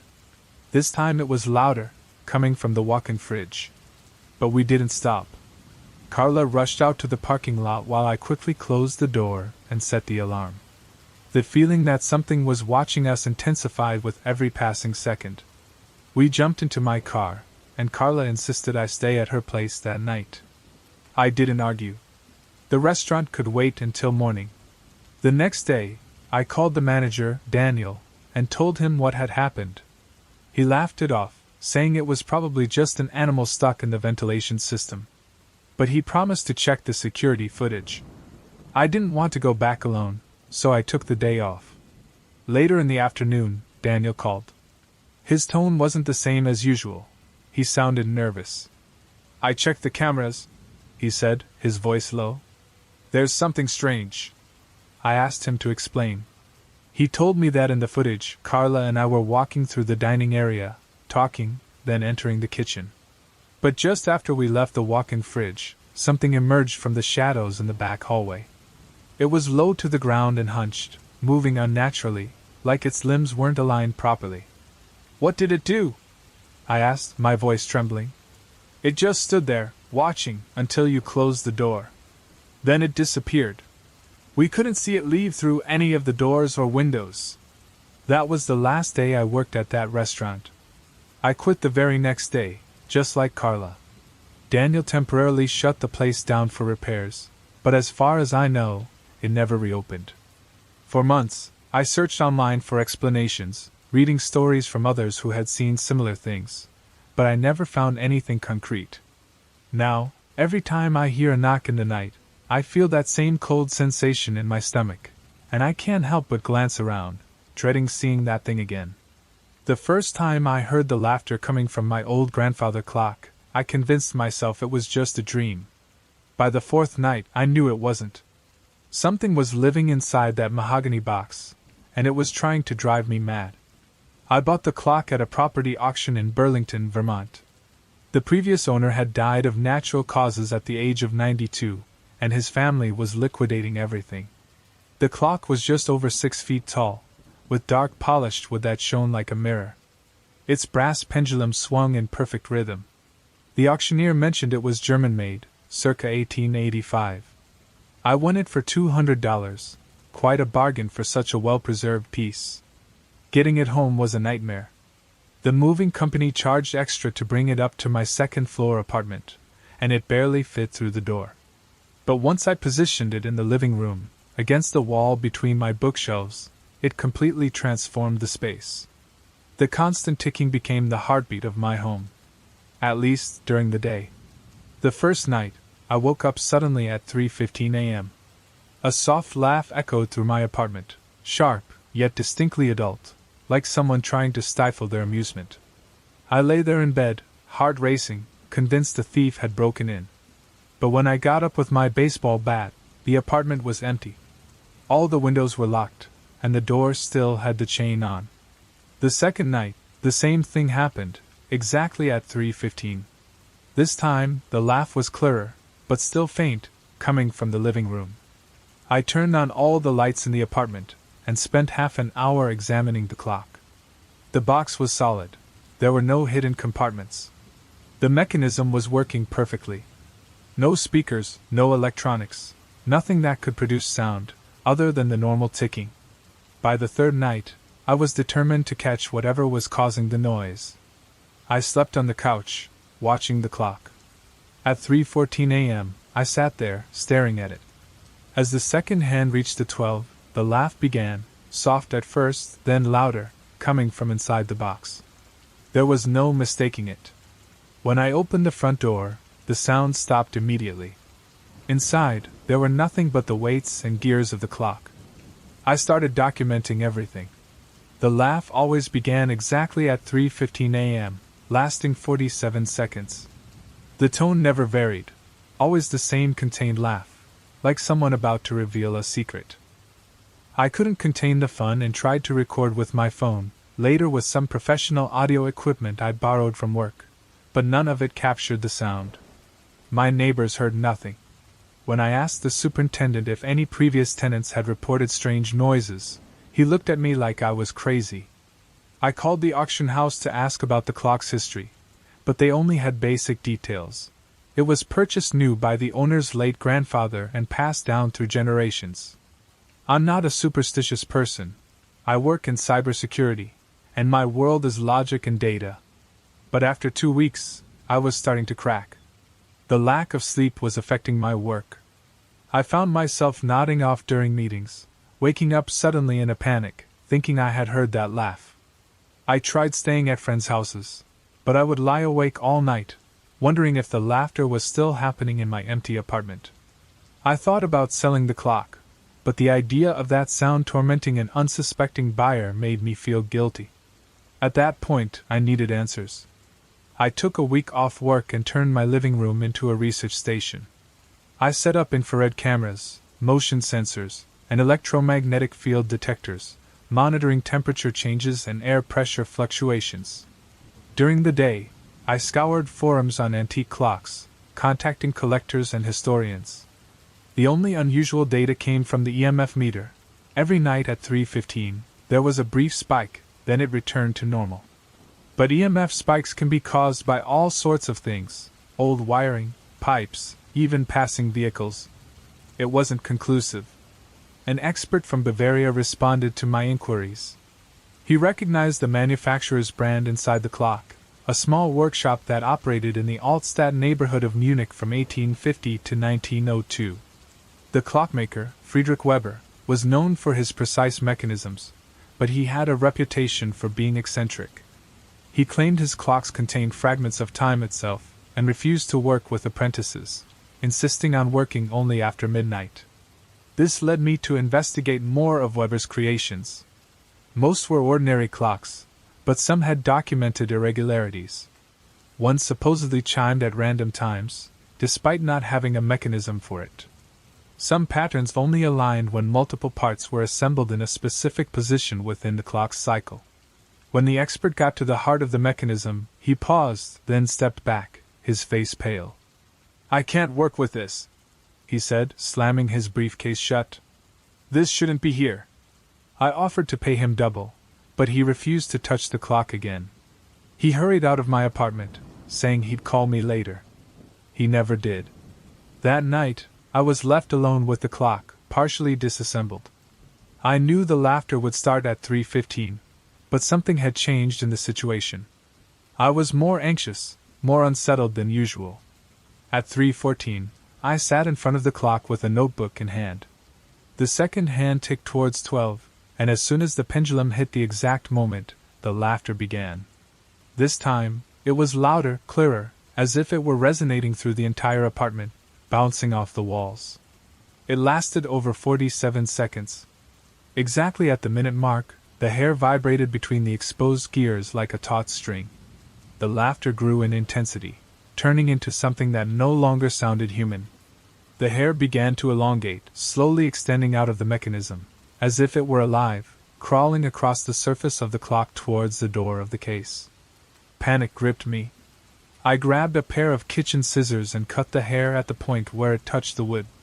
As I did, I felt an electric shock race through my arm. The laughter stopped immediately. The next day, I took the clock to a storage facility and left it there. I couldn't bear to have it in my house for another minute. I locked up the unit and decided never to return. Since then, my nights have been quieter. I no longer hear the laughter, and my dreams have returned to normal. But some nights, right at 3:15, I wake up for no apparent reason, staring in the direction where the clock would be.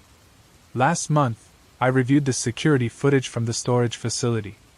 For exactly 47 seconds, at 3:15 a.m., the video cut to static. The guard said it was a technical malfunction, something common in old buildings. But I know it wasn't that. I know the clock is still there, waiting. I could destroy it, break it, burn it, melt the brass, but a voice in my head tells me that wouldn't stop it. It would only release it. So I pay the storage fees and try to forget about it. Sometimes I find myself wishing I could hear it again. That low, soft, almost comforting laugh that meant I wasn't alone in the darkness.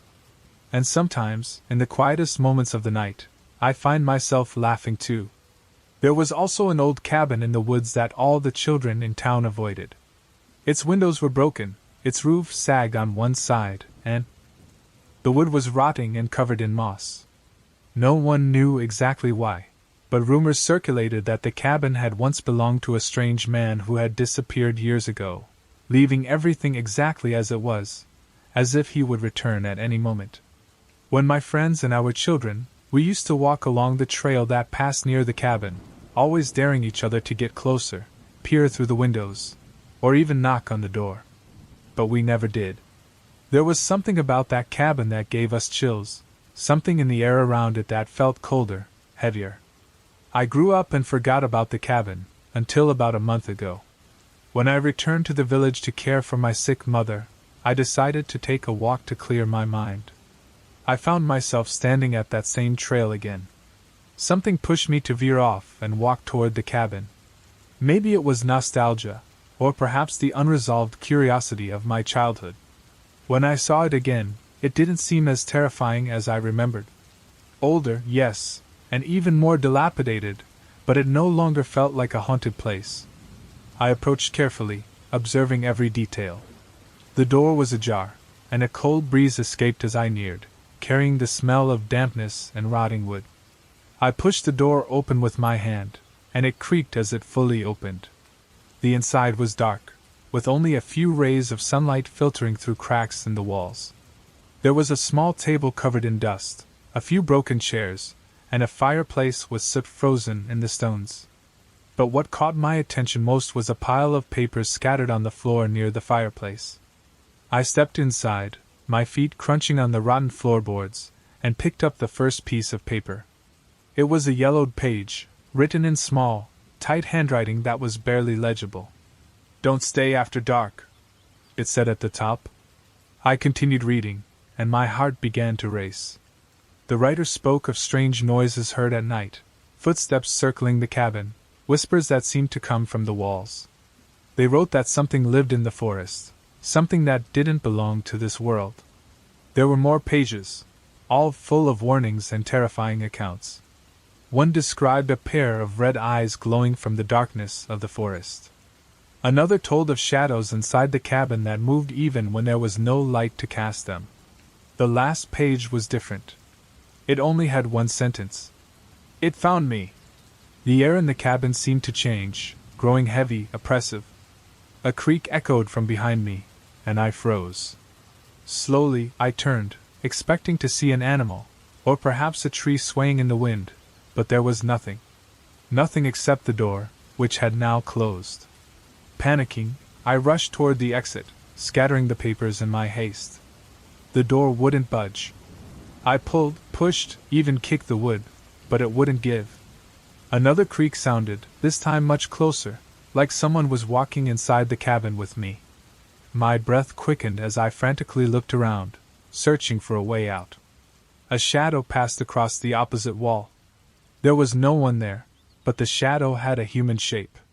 It was taller than any normal person, with long, disproportionate limbs. My eyes followed the shadow as it slid from one wall to another, moving closer and closer to me. Then I heard a whisper. It wasn't a language I could understand, but its tone was low and threatening. Something deep inside me told me I shouldn't stay. With one final desperate push, I managed to open the door and ran into the forest. I didn't stop until I reached my car. My hands trembled as I started the engine and drove away as fast as I could. That night I couldn't sleep. In the following days I tried to convince myself that it was all just my imagination, but every time I closed my eyes, I saw that shadow, heard that whisper. Now, whenever I pass near the forest, I feel like something is watching me from the shadows. I know I shouldn't have gone into that cabin. I know something saw me, something that is still out there. Something that hasn't forgotten me. And every night, when the lights are off and everything is silent, I hear a creak in my house, like someone is slowly walking toward me. I couldn't ignore how the air inside my car was growing heavier, denser, as if something invisible was pressing down on me. When the odometer reached mile 27, I saw it, a figure standing in the middle of the road. It was tall, thin, and dressed in something dark I couldn't make out clearly. My headlights illuminated its form, but its face remained in shadows, as if the light refused to touch it.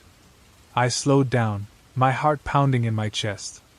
I thought about honking the horn, but something stopped me, a visceral feeling that drawing attention to myself would be a mistake. The figure didn't move a single inch as I passed by it, the wheels of my car slowly rolling across the asphalt. When I finally passed it, I glanced in the rearview mirror. It was gone. My fear pushed me to get off that road as quickly as possible, but then something changed. My car, which had been running perfectly, started to malfunction. The dashboard lights flickered, and the engine sputtered. In a matter of seconds, I found myself forced to pull over to the shoulder of the road. I sat there, trembling fingers trying to turn the key over and over, but the engine wouldn't respond. Outside, the darkness seemed to grow thicker, more tangible. And then I saw her again, the figure standing about 20 meters in front of me, motionless. This time, she was closer to the edge of the road, as though she was watching me, trapped in my car. I didn't know what to do. I turned on the interior lights, as if that would keep her away. I stayed still, waiting, observing. Minutes passed, maybe hours, until finally, the figure began to move. But not toward me, not toward the road. Instead, she moved toward the forest that lined the road. I watched her disappear between the trees, her silhouette swallowed by the shadows that seemed to stretch out to welcome her. I took a deep breath and tried to start the car again. This time, miraculously, the engine roared to life. I didn't stop to question it. I just floored the accelerator, leaving the mile marker 27 behind me, promising myself I would make it home by dawn, exhausted and still trembling. But something kept gnawing at me, an unsettling feeling I couldn't shake. Before I entered my home, I turned around and looked toward the forest surrounding my neighborhood. For a moment, I swore I saw the same figure watching me from between the trees. Since then, every time I drive along dark roads, I feel her presence. I haven't seen her clearly again, but I know she's out there, waiting, watching. The first sign that something was wrong came in the form of a sickly, rancid odor, like wilted flowers mixed with stale dampness. I noticed it as I climbed the stairs to my third-floor apartment. I thought it was just a neighbor's garbage or something spilled in the hallway, but when I opened my apartment door, the smell intensified, filling my lungs and seeping into every corner of my space. My first instinct was to find the source. I searched the living room, kitchen, and bathroom, checked every place where something could have rotted or spilled, but I found nothing. Everything was in its place, as clean as I had left it that morning. The unease lingered, though, and no matter how hard I tried to ignore it, I couldn't shake it off. I'd opened the windows, lit scented candles, even left a bowl of baking soda on the dining table, an old trick my grandmother always recommended for midnight smells. By then, the odor seemed to have faded. But that night, as I slept, something woke me up, not a sound, but the feeling of not being alone. I opened my eyes and looked around my bedroom. The faint light from the street filtered through the curtains, casting shadows that seemed to move in ways I couldn't explain. The smell was back, stronger, more invasive. I got out of bed, my heart racing, searching for anything out of place. As I walked toward the living room, the wooden floor creaked beneath my feet, a sound I had never noticed before. That's when I saw it, in the corner of the ceiling, right above the couch. There was a dark, irregular stain, like someone had spilled black ink that had dried into a shapeless form. I didn't remember seeing it before. I stared at it, trying to understand how it had gotten there. When I took a step closer, something dripped from the stain, a thick, black drop that fell directly onto the couch cushion. I instinctively stepped back. Upon closer inspection, I saw that the stain seemed to pulse, as if it had a life of its own. The next day, I called the building owner. He arrived with his toolbox and a flashlight, muttering something about old pipes or accumulated moisture. But when I showed him the stain, his face stiffened. "This isn't normal," he said. After a few minutes of inspection, he went up to the building's attic to check the pipes but came back shaking his head. "It's dry up there. No leaks, no moisture." "Then what is this?" I asked, pointing at the stain, which now appeared larger, slowly spreading toward the edges of the ceiling. The owner didn't respond. He simply told me to keep the window open and monitor the situation. It wasn't reassuring. That night, the smell was nearly unbearable. I turned on all the fans, but nothing helped. The stain was still there, growing in the darkness. I tried to ignore it, focusing on the book I was reading, but something in my peripheral vision kept pulling me toward it. Around 2 a.m., while the world outside was silent, I heard something, a soft creak, as if something small was moving on the roof. I looked up just in time to see the stain ripple, as if something was pushing from the other side. My heart stopped when a thin, black extremity began to emerge from it. It slowly emerged from the stain on the wall, looking like a hand, but it wasn't human. Too many fingers, too long and thin, moving as if they were probing the air. I ran to the bedroom and slammed the door shut, locking it out of the night. I woke up with the lamp on and my phone in my hand, unsure who to call. By dawn, the stain had disappeared, leaving only a faint dark residue on the ceiling. But I knew what I had seen. I spent the day outside the apartment, wandering aimlessly through the city, trying to decide what to do that night. When I returned, everything seemed normal. The smell had faded, and the ceiling was clean. I thought maybe I had imagined it all. But as I slept, something woke me again, a low, distant whisper, as if it were coming from behind the walls. I'm not alone here. The first time I heard the music was on a Thursday night. It was a strange, melancholic sound, like a piano being played too softly, almost as if the musician didn't want anyone to hear it. I was working on an article for the local newspaper in my third-floor apartment. The neighborhood was quiet, especially at night. There were no bars or places around that could explain the sound. I paused for a moment, looking up from the screen, trying to pinpoint the direction it was coming from. It wasn't from the floors above or below. It seemed to be coming from inside my apartment. I got up and walked across the room, following the sound. When I reached the corner near the window, it disappeared. I shook my head and returned to my desk, assuming my mind was playing tricks on me. After working so many hours, so late into the night, it was bound to happen. The second night, the music returned. This time, it was clearer. The notes were irregular, like someone practicing but unable to remember the full piece. I tried to ignore it, putting on my headphones and turning up my own music, but the piano persisted, cutting through even the sound of my playlist. I turned off my music and stood up again, now determined to find the source. I walked through every room of the apartment, checking behind furniture, in closets, even peeking down the hallway of the building. Nothing.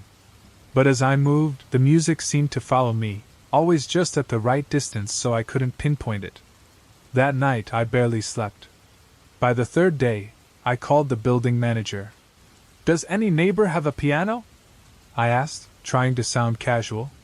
"Not that I know of. No one's reported noise problems," he answered, his tone clearly confused. I thanked him and hung up. I didn't know whether to feel relieved or even more unsettled. That night, the music started earlier, just after dark. This time, something was different. The notes were no longer erratic. They formed a soft but unsettling melody, like a distorted lullaby. I decided to record it. I took out my phone and began recording the sound as I walked through the apartment again. When I checked the recording, the audio was completely silent, as if the piano had never played at all. By Friday, I couldn't concentrate. I called a friend, Caleb, and invited him to stay the night. I didn't tell him the real reason. I just hinted that I needed company. "Piano music?" he asked when I mentioned it casually over dinner. "Are you sure it's not a neighbor or something?" I told him about the recordings, about how the sound seemed to move with me. At first, he laughed, but then he saw the look on my face and got serious. "Okay, we'll check it out together," he said, pulling out his own phone, ready to record if something happened. We waited and waited. The music didn't start until after midnight. Caleb heard it too, and his smile quickly faded. "That sounds like it's right here," he whispered. We followed the sound into the living room. Caleb turned on his phone's flashlight, inspecting every corner. But, as always, there was nothing. "This is," he started to say, but stopped mid-sentence. I saw it too. In the corner of the ceiling, just where the wall met the floor. There was something, a shadow, but not like a normal shadow.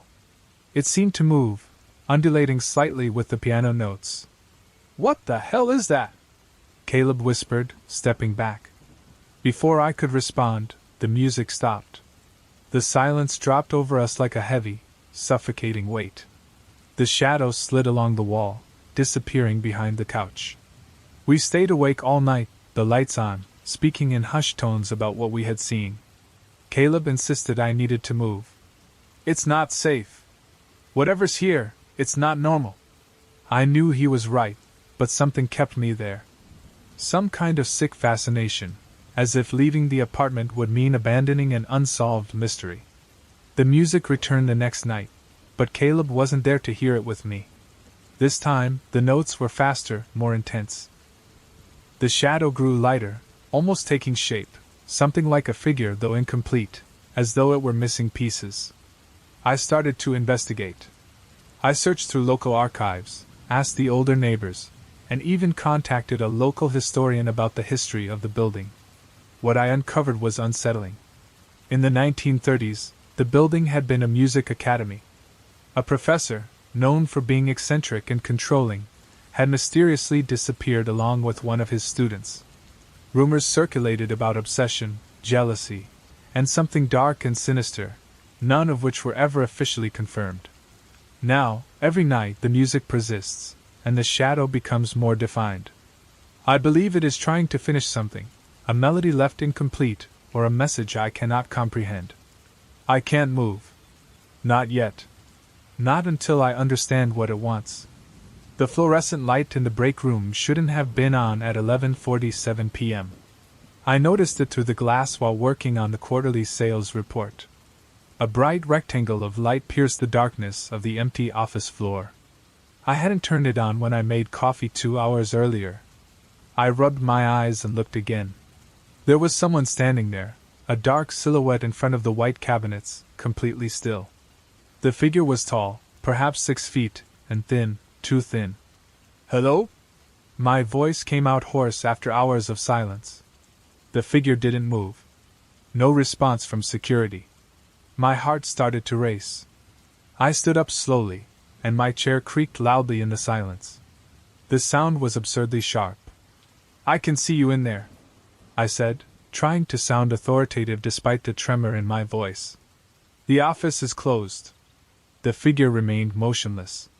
There was something about that stillness that sent a chill down my spine. Normal people shift their weight, breathe visibly, make small movements, but this thing, this person, was as still as a photograph. I should have called security. I should have taken my phone and dialed the front desk. But I didn't. Instead, I found myself walking toward the break room, drawn by an inexplicable need to confront whatever was there. My footsteps echoed on the laminate floor. As I got about 20 feet away, I began to distinguish more details. The figure appeared to be wearing dark clothes, but the edges of the clothing were oddly blurry, as if it were slightly out of focus. Its head was turned, looking toward the coffee machine. "This is private property," I said more firmly now. "You need to leave." Still, no response. At about 10 feet away, my palms began to sweat. The air felt dense and cold. I could hear the hum of the vending machine and the faint sound of the ventilation system, but nothing else. When I reached the threshold, my heart pounded so hard it hurt my chest. The figure was just 5 feet away. I could smell something strange, like wet cardboard and copper coins. "I'm calling security right now," I began to say, but the words died in my throat as I stepped into the break room. The space was empty. I spun around quickly, checking every corner. Nothing behind the small table. Nothing near the refrigerator. Nothing in the small cleaning closet. The room was completely empty. My legs felt weak, and I gripped the counter to stay upright, breathing heavily. The coffee machine clicked and gurgled, making me jump. The pot was half full, still warm. I had made coffee just like that earlier. I backed out of the break room, unwilling to turn my back on the empty space. The fluorescent light flickered once, then again. I reached for the switch with a trembling hand and turned it off. Back at my desk, I grabbed the phone and called security. My hands were shaking so much I had to dial twice.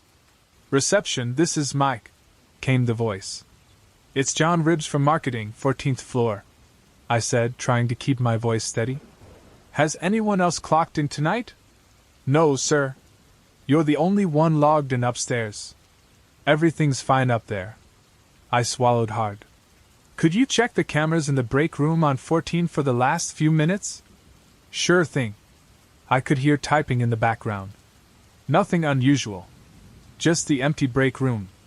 Do you want me to come up and check? I glanced at the dark break room. No, it's fine. Thank you. I hung up and started packing up my laptop and papers with clumsy movements.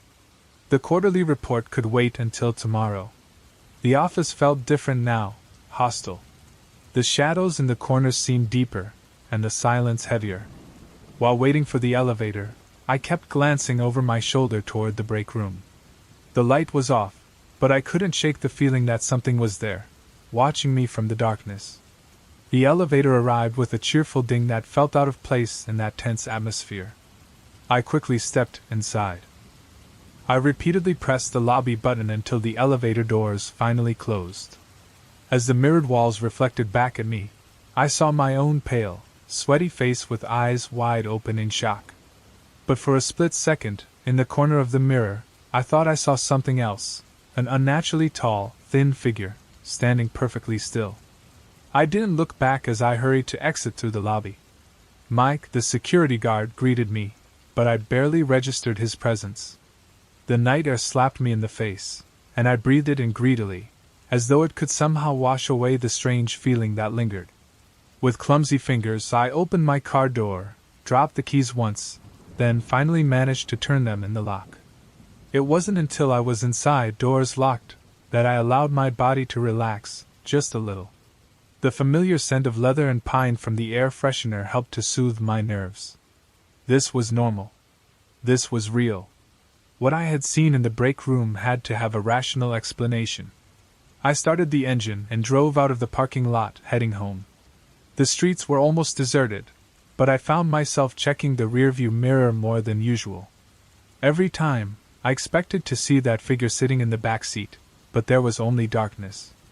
When I finally arrived at my apartment, I double-checked all the locks and turned on every light.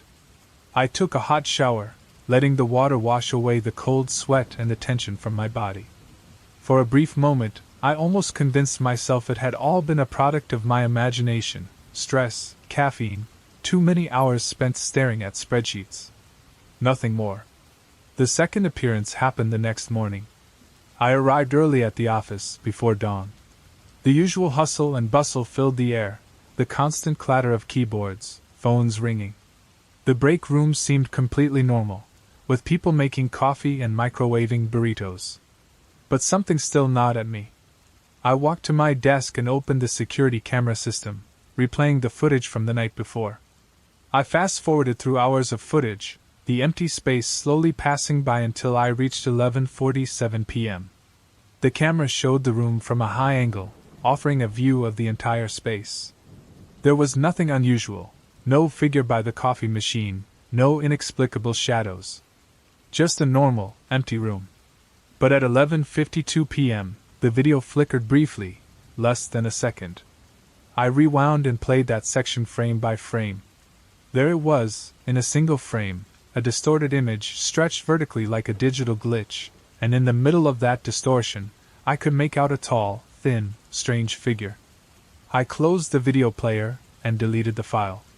Some things are better left unexplored. A week later, despite my best efforts to avoid it, I found myself working late again. The building slowly emptied until I was the only one left on the floor. I grabbed a coffee from the shop downstairs before it closed, determined to keep the break room lights off. At 10:30 p.m., my phone buzzed with a text from my boss. "How's the report?" I replied. "Almost done. Another hour or two at most." Suddenly, I heard the elevator. Probably the cleaning crew, I thought. But there was no sound of rolling carts, just an unsettling silence. My attention kept drifting back to the dark break room. I could have sworn I saw movement, something shifting, a shadow changing positions, the faint sound of breathing. Then my phone vibrated again. A text from an unknown number. Behind you! I spun around so fast that my chair rolled backward and hit the desk. Nothing. Just emptiness and elongated shadows. Another message, same number. Break room. My hands trembled as I placed the phone on the desk. It had to be a prank, a cruel joke from someone who knew how to get under my skin. I stood up, a mix of fear and anger flooding me. I walked toward the break room. The confrontation. The light was on. I was sure I hadn't turned it on, but there it was, flooding the small room with its fluorescent glow. And there it was, the figure. This time, it was looking directly at me, or at least, it seemed to be. Where a face should have been, there was only a blur, like a photograph taken while the subject was moving. A chill spread through my entire body. My feet felt glued to the floor. The figure took a step toward me. It was the first time I had seen it clearly, but its movements were wrong, too fluid, as if frames had been skipped in its animation. My phone buzzed in my hand. Instinctively, I looked up. When I did, the figure was inches from my face. The smell of damp cardboard filled the air. The feeling of fear was overwhelming. As I looked closer, I saw that the edges of its shape were not only blurry, they were dissolving, like ink spilling over paper. I stumbled backward, falling to the ground. My phone hit the floor, sliding out of my reach. The figure extended an arm, well, something that resembled an arm. Its fingers were unnaturally long, stretching toward me. I struggled to get up, my mind racing, and ran as fast as I could. I passed my desk, the cubicles, ignoring everything around me. All I could think about was getting to the stairs. The elevator was out of the question. I couldn't risk being trapped with that thing. I pushed the stairwell door open so forcefully that I nearly tripped on the first step. My footsteps echoed in the silence, growing louder as I hurried down, taking the stairs two at a time. Then, I heard the door behind me open. I didn't dare to look, but the sound of it slowly closing was enough to make my heart race. I could feel its presence behind me, like a heavy pressure on the back of my neck, as if it were just inches away. The air in the stairwell grew thick, cold, almost suffocating. 14 flights of stairs. My legs burned, and every breath felt like fire in my chest, but I couldn't stop. I reached the lobby, barely managing to stay on my feet. Mike, sitting at his desk, looked up in shock. "Mr. Ribbs, are you okay?" he asked, setting his coffee cup down. I pointed toward the stairwell, unable to speak immediately. Something's on the 14th floor." Mike furrowed his brow, clearly concerned. He grabbed his radio and began speaking to the security team, but I couldn't hear him anymore. My eyes were locked on the stairwell door. It remained closed, but I knew that thing could be right on the other side. "I'll call the police," Mike said. "Stay here." "No, I won't stay," I muttered, hardly able to get the words out.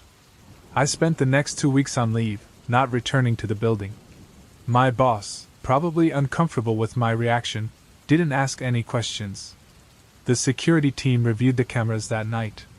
From what they told me, they didn't find anything unusual, just me, running like a maniac through the hallways and stairs.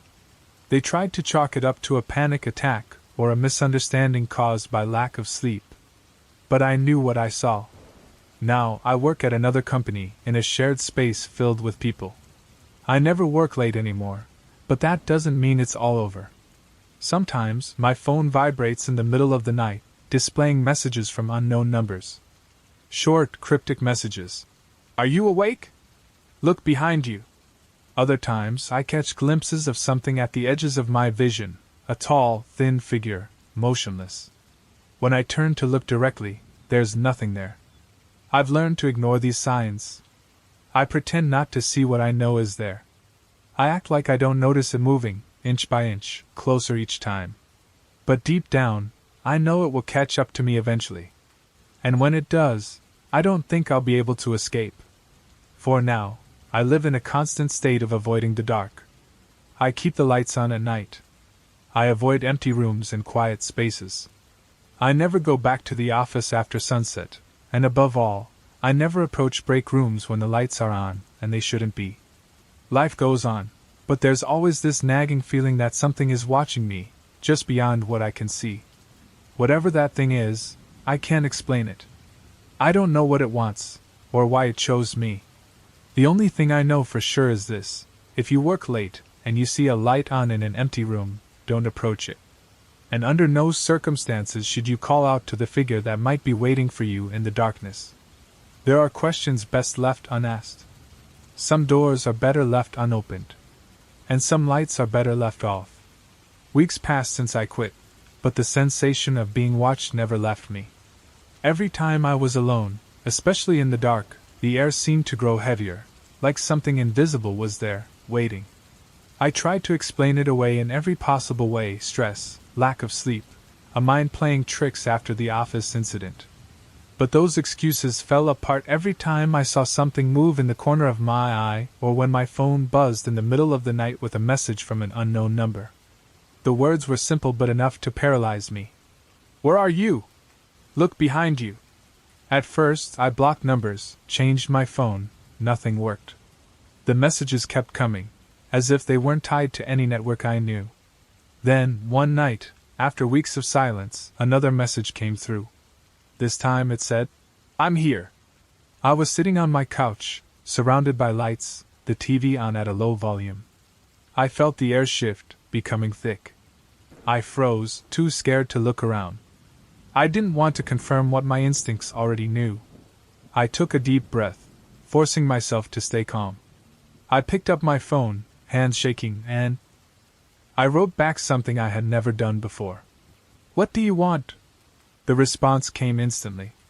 As I read it, my throat closed up, and fear gripped me like a hand squeezing my chest. I didn't respond. Instead, I turned off my phone, retreated to my room, closed the door, and turned on every light. I didn't sleep that night. Around 3 a.m., I heard footsteps outside my room. They were slow, deliberate, like someone was quietly exploring. I felt a pressure in the air, as if this presence was standing just outside my door. The sound stopped after a few minutes, but I didn't dare move until the first light of day. When I opened the door, everything seemed in place. Nothing was out of the ordinary. But that feeling of being watched was stronger than ever. Since that night, my life has changed. I'm rarely alone anymore. When I work from home, I do it during the day, with the blinds open and music playing. I've installed cameras everywhere, not because I believe they'll capture something, but because they give me the illusion of security. Sometimes I review the footage, hoping for some kind of proof, but all I see are strange flashes, shadows that shouldn't be there, movements I can't explain. I don't know if they're real or if my mind is playing tricks on me. I've learned to ignore certain things. I don't answer messages. I don't look directly at the shadows in the corner of my eye, and I never, ever turn off the lights when I'm alone. I know whatever I saw that night in the office hasn't gone away. It's waiting, patient, watching from the darkest corners of my world. I don't know when it will make its next move, I just know that when it does, I won't be ready. Despite all this, I try to maintain a routine. I wake up early, go for a run at dawn, work during the day, and force myself to socialize enough so that I'm not completely alone. But the nights always bring that invisible shadow, that weight in the air that never fully leaves. I've spoken with therapists, trying to rationalize what happened. Some suggest that what I saw was the result of accumulated stress, a physical manifestation of my anxiety. Others say it was a hallucination caused by sleep deprivation. Sometimes I almost believe them. I almost convince myself that it was all in my head. But then, something happens. Last night, while trying to sleep, my phone vibrated again. The number was unknown. As usual, I ignored it, turned the phone face down on my nightstand, and closed my eyes, trying to block out the thought that I didn't have to read it, that it was just another trick my mind was playing on me. Minutes later, the vibration came again, 3 times in a row. Fear crept into my chest, but I gathered the courage to pick up the phone. The screen displayed a brief message: "I'm outside." I jumped out of bed and rushed to the window. I didn't expect to see anything, but there it was. Under the streetlight, just at the edge of my front yard, stood a tall, thin figure, motionless. The same rigid posture, the same aura of unreality. My first impulse was to close the curtains, hide, turn off all the lights. But something stopped me. The figure didn't move. It didn't come any closer to the house. It just stood there, staring at me. Even though its face was still just a void, a blur in the darkness, I grabbed my phone, turned on the camera, and took a picture. I checked the image immediately, but it didn't capture anything unusual, just the streetlight, the grass, and the darkness beyond. I looked back out the window, and the figure was still there, as if mocking my attempt to document it. I turned on every light in the house and spent the rest of the night in the living room, sitting on the couch with the TV blaring, loud enough to fill the silence. When the sun finally came up, I mustered the courage to check outside again. The yard was empty. The day passed like any other. I went to work, tried to focus on my tasks, but my mind kept returning to the figure. Why was it there? What did it want? I didn't dare tell anyone what had happened. The last time I tried, they looked at me like I was losing my mind. When I came home that night, the tension was waiting for me. Even though the lights were on, the house felt darker than usual, like something had settled into the deepest corners. I checked the security cameras. Everything seemed normal, but it didn't ease my fear. I don't know how much longer I can live like this, with this constant feeling of being stalked. No matter how many lights I turn on, how many doors I lock, or how many distractions I find, that thing is with me. It's on the edges of my perception, waiting for the perfect moment to fully reveal itself. I've come to accept that I can't escape it. It's no longer about avoiding it, but learning to live with it. But even on my best days, when I manage to forget it for a few hours, there's always a moment, a whisper, a shadow that reminds me that it's still there. I know that one day I will face it, face to face. Weeks have passed since the last time I saw the figure outside my house. The incident under the streetlight is burned into my mind, and although I haven't seen it again since then, the feeling of its presence still lingers with me. It's not constant, but it appears at the most unexpected moments, a slight shift in the air, a whisper in an empty room, a flicker of movement in my peripheral vision. I've tried to get back to a normal life. I go out with friends, focus on my work, fill my schedule with activities so I'm not alone for too long. But the nights continue to be difficult. No matter how hard I try to ignore it, I always feel like something is watching me, waiting. Just a few days ago, while reviewing the security footage as a routine, I noticed something strange in the recordings. In one of the shots of the front of the house, right after the automatic lights turned off, a dark spot appeared at the edge of the screen. It had no defined shape. It looked like a shadow that blinked and vanished in a second.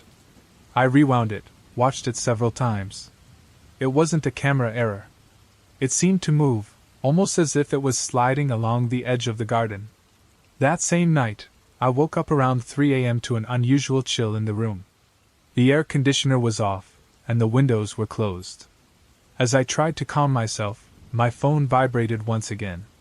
I picked it up from the nightstand. It was another message from an unknown number. This time, the words were different.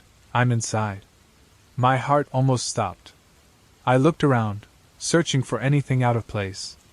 Everything was just as I had left it before sleeping, but the air felt heavier, thick with a presence I couldn't ignore. I heard a creak coming from the living room, like someone had stepped on the wooden floor. I couldn't stay still. I grabbed the baseball bat I keep under my bed and left the bedroom, turning on all the lights as I went. With each step, my breathing quickened, my ears straining for any sound that might confirm my fear. The living room was empty, but the window was slightly open, something I didn't remember doing. I checked the cameras from my phone. In the footage, around 2:50 a.m., something seemed to move in front of the front door. It wasn't a sudden movement, but more like a sway of shadows, as if something passed in front of the lights without triggering them. Minutes later, the camera showed the living room window moving on its own, slowly opening, even though there was no wind. I turned off the video, unable to watch anymore.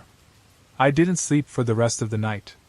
At dawn, I called a locksmith and reinforced all the locks in the house. I also installed additional sensors on the windows. but I knew it wouldn't do much. Whatever was haunting me wasn't something I could stop with locked doors or security cameras. The following nights, the pattern continued: noises in the house, cryptic messages on my phone, shadows moving where they shouldn't. The figure I saw that night in the office seemed to be getting closer, more present. One night, while trying to distract myself by watching TV in the living room, I felt a change in the air, as though someone was standing behind me. I turned slowly, and there it was.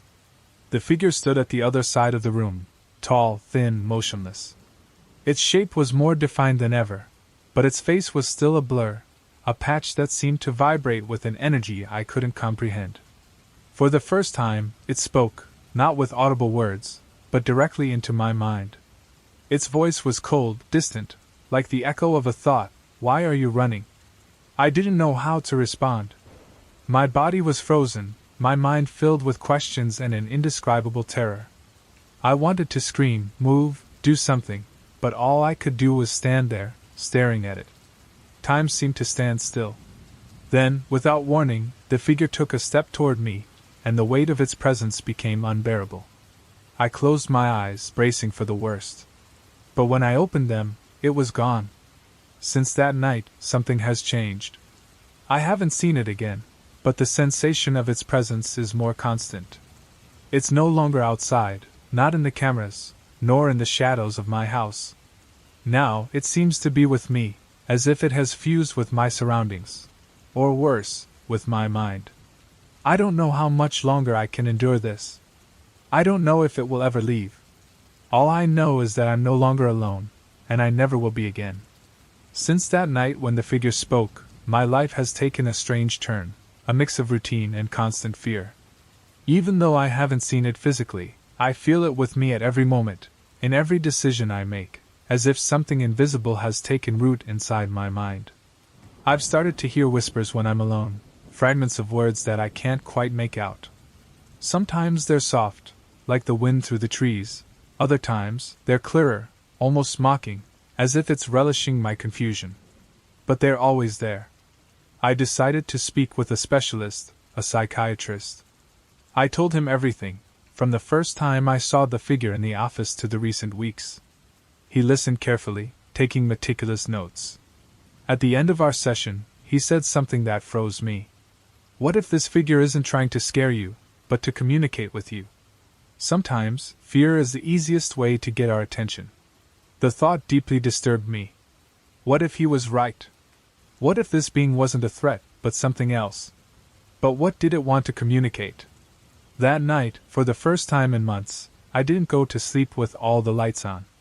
I sat in the living room with the lights off, waiting. Nothing happened that night, but the shadows in the room seemed to move slightly, as if they were alive. In the early morning, just before I fell asleep on the couch, I heard a whisper in the air: "What do you want?" The next few weeks were different. The messages on my phone stopped. The cameras no longer captured strange movements, and the shadows seemed to recede. But I still felt it. Watching, waiting. The atmosphere in my house grew quieter, but every time I closed my eyes, I dreamed of that figure. It wasn't just an unsettling presence anymore. It had become something more, a guide. In those dreams, it showed me places I didn't recognize, moments that didn't seem to belong to me. And every time I woke up, I felt an indescribable emptiness, like something important had been lost in the process.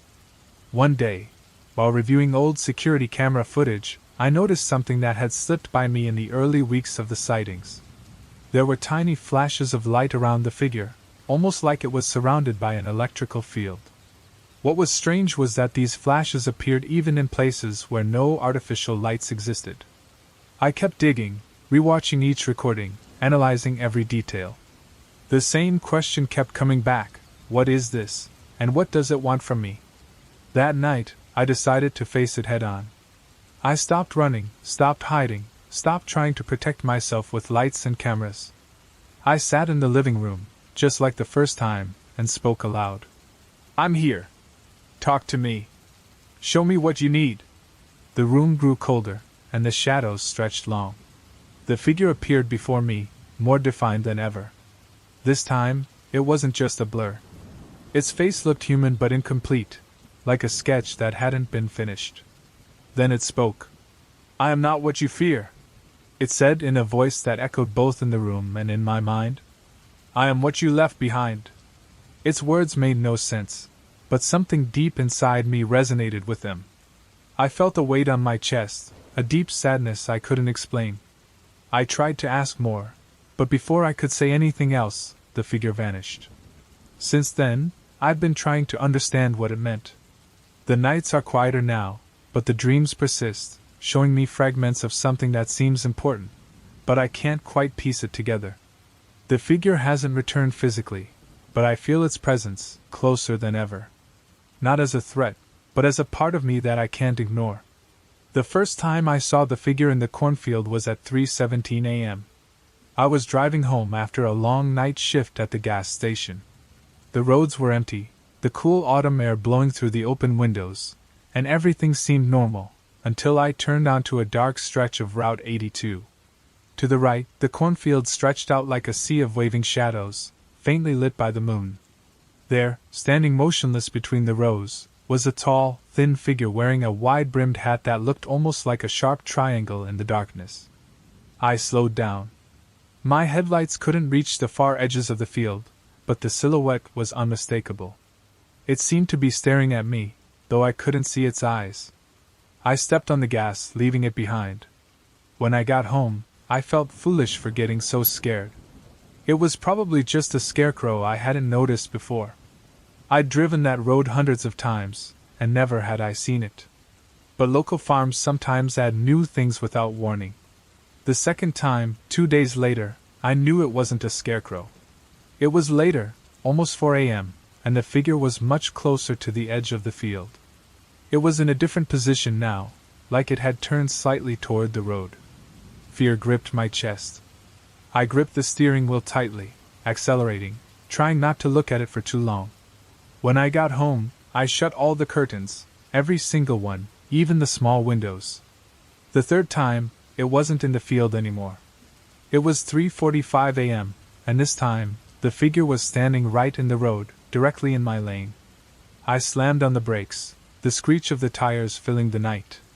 My heart was pounding as the headlights illuminated something that looked human, but not quite.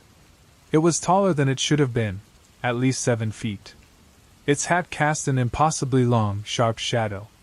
The clothes looked old, tattered, almost like a burlap sack blowing in the wind.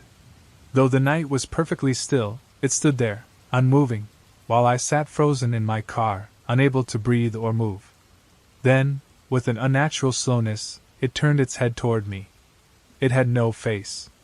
I was shaken to my core. I stomped on the accelerator, swerving sharply to avoid it. My car veered off the road, but I managed to get back on track without daring to look in the rearview mirror. When I got home, I locked all the doors and pushed a chair against the front door. I spent the night sitting on the couch, clutching a baseball bat, though I knew it wouldn't make a difference if that thing decided to follow me. The next morning, I tried searching for any information about Route 82, and that's when I realized I was only scratching the surface of something much deeper and darker than I could have imagined. In the cornfield, I found fragmented stories. In the quiet fields of the countryside, I stumbled upon fragmented stories scattered across local forums. But these stories were always vague, mentions of strange figures on the road, eerie appearances at dawn, and unexplained disappearances. One particular post spoke of a local legend about a field guard, a mysterious figure who watched over the crops and punished anyone who disturbed his land. That night, I made a promise to myself. I would avoid Route 82. I took a longer detour, even though it would add at least 30 minutes to my journey. But something pushed me to turn back. It was 3:17 a.m. when I found myself driving down a new route, when my car radio inexplicably turned on by itself. It emitted a low, thick buzzing sound. I frantically twisted the knobs, trying to turn it off, but the noise persisted. And then I heard a voice. "You can't escape." The car started vibrating. The headlights flickered. Desperately, I jerked the steering wheel toward the shoulder of the road and shut off the engine. When I looked toward the nearby field, there it was again. Standing between the trees. This time, it was closer than ever before, the hat casting an impossible shadow across the ground. I closed my eyes, trembling in my seat. When I opened them, it was gone. Since then, I've seen it everywhere. No matter what road I take, how far I drive, or even if it's during the day, it's there. Somewhere in the landscape. What began as a distant figure in a cornfield has now become a shadow that haunts the edges of my vision, a reminder that some roads should never be traveled after dark. I know it won't stop until it catches me. At exactly 3:47 a.m., 3 sharp knocks echoed on my window. As always, I know the exact time because I've spent 2 weeks staring at my phone clock every night, waiting for it to happen. The sound always follows the same pattern: tap, tap, tap. Clear. Deliberate. Impossible. I live on the 3rd floor of Warren Heights, a building in downtown Seattle. My window overlooks a deep drop of 40 feet to the concrete below. No branches are close enough to reach it, no shelves wide enough for someone to stand on. There's no fire escape on this side of the building. The window cleaners only come twice a year, always giving us a week's notice. The first time I heard the knocks, I jumped out of bed and ran to the window, yanking the curtains open. Nothing. Just the yellow glow of streetlights and a few cars passing by. I opened the window and looked around. The brick walls were smooth, uninterrupted.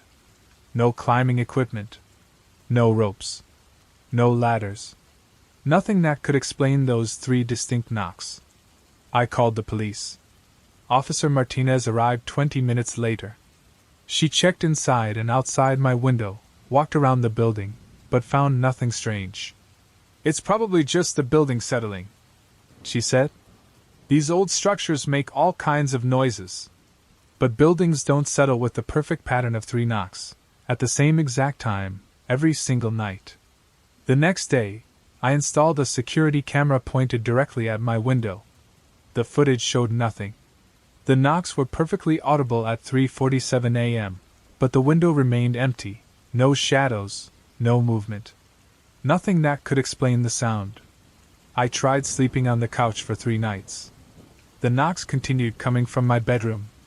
I even stayed at my sister's house across town one night, but still, the security camera picked up the knocks. My neighbor, Mrs. Chim from apartment 3B, says she never hears anything, and neither does Mr. Patterson in 3D. I've spent countless nights awake, sitting in my reading chair with all the lights on, watching that window. My heart races every time the hour draws near. My palms sweat. My mouth goes dry. But knowing exactly when it will happen doesn't make it any less unsettling. Last week, I covered the window with thick plywood. The maintenance guy helped me screw it directly into the wall. "This will keep out any drafts," he said, looking at me confused. I didn't bother explaining. The knocks went right through the plywood. I've measured the temperature around the window with an infrared thermometer. No cold spots. No electromagnetic readings. I'm not superstitious, but I've tried everything: sage, crosses, every method of protection I found online. Nothing changes. Tonight marks 2 weeks since it all started. I'm sitting in my room with my laptop on my lap, writing this. It's 3:43 a.m. The plywood is still securely attached to my window. My security camera is recording. My phone is ready to dial 911, even though I know they won't find anything. They never do. 3:44 a.m. My hands tremble slightly as I type. The air in the room feels heavy, like always, just before it happens. I can hear the soft hum of my laptop fan, the distant sound of traffic below, the click of my keys. 3:45 a.m. I've started keeping a detailed log of everything. The knocks never change in volume or intensity. They're always perfectly spaced, half a second apart. The sound is like knuckles tapping on glass, even through the plywood. Sharp. Clear. Intentional. 3:46 a.m. My heart beats faster now. Sweat is gathering on my forehead. The cursor blinks on the screen. I've considered moving. But something tells me it would follow me. Something tells me that the window isn't what matters. 3:47 a.m. Tap, tap, tap. There it is, right on time. My hands freeze over the keyboard. The sound is so crisp, so present, as if someone is standing right there, just inches away on the other side of the plywood. I force myself to breathe in through my nose, out through my mouth. The sound never repeats. It always happens like this. 3 knocks. Once a night, exactly at 3:47 a.m. I stand up from my chair, my legs unsteady. I do this every night, even though I know what I'll find. The plywood feels solid under my fingers. I press my ear against it, listening for anything other than the usual night sounds of the city. The red light on my security camera blinks steadily. Another night of recordings that won't show anything. Another entry in my log that will bring no answers. 3 sharp knocks echoed on my window at 3:47 a.m. Just like always. I know the exact time because I've been staring at my phone clock every night, waiting for it to happen. The sound always follows the same pattern: tap, tap, tap. Clear. Deliberate. Impossible. There's a 40-foot drop down to the concrete below, with no branches to catch anything, no ledges wide enough for someone to stand on, and certainly no fire escape on this side of the building. The window cleaners only come twice a year, always giving us a week's notice. The first time I heard the knocks, I jumped out of bed and rushed to the window, throwing the curtains open in one swift motion. There was nothing, just the yellow glow of the streetlights and the occasional car passing by. I opened the window and peered outside, scanning all directions. The brick walls were smooth and uninterrupted, no climbing equipment, no ropes, no ladders, nothing to explain those 3 perfectly clear knocks. I called the police. That first night, Officer Martinez arrived about 20 minutes later, checked my window inside and out, and walked around the building. She didn't find anything unusual. "It's probably just the building settling," she said. "Old structures make all sorts of noises. But buildings don't settle with perfect patterns of 3 knocks, especially not at the exact same time every night." The next day, I set up a security camera aimed directly at my window. The footage didn't show anything. At 3:47 a.m., the knocks were clearly audible in the recording, but the window remained empty, no shadows, no movement, nothing to explain the sound.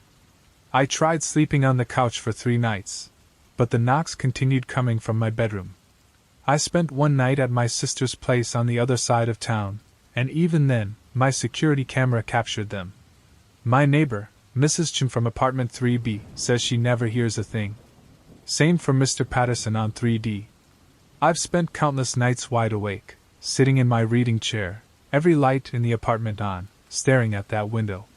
My heart races every time the hour approaches. My palms sweat, my mouth goes dry, but knowing exactly when it will happen doesn't make it any less unsettling. Last week, I covered the window with thick plywood. The maintenance guy helped me screw it directly into the wall. "This will keep any drafts out," he said, looking at me with confusion. I didn't bother explaining. The knocks went right through the plywood. I measured the temperature around the window with an infrared thermometer. No cold spots. No electromagnetic readings. I'm not superstitious, but I've tried everything: sage, crosses, every protection method I could find online. Nothing changes. Tonight marks 2 weeks since it started. I'm sitting in my room, my laptop on my lap as I write this. It's 3:43 a.m. The plywood is still secured to my window. My security camera is recording. My phone is ready to dial 911, though I know they won't find anything. They never do. 3:44 a.m. My hands are trembling slightly as I write. The air in the room feels thick, like always, just before it happens. I can hear the soft hum of my laptop fan, the distant sound of traffic below, the click of my keys. 3:45 a.m. I've started keeping a detailed log of everything. The knocks never vary in volume or intensity. They're always perfectly spaced, half a second between each one. The sound is like knuckles hitting glass, even through the plywood, sharp, intentional, unmistakable. 3:46 a.m. My heart pounds in my chest now. Sweat collects on my forehead. The cursor blinks on the screen. I've considered moving, but something tells me it would follow me. Something tells me it's not the window that matters. 3:47 a.m. Tap, tap, tap. There it is, right on time.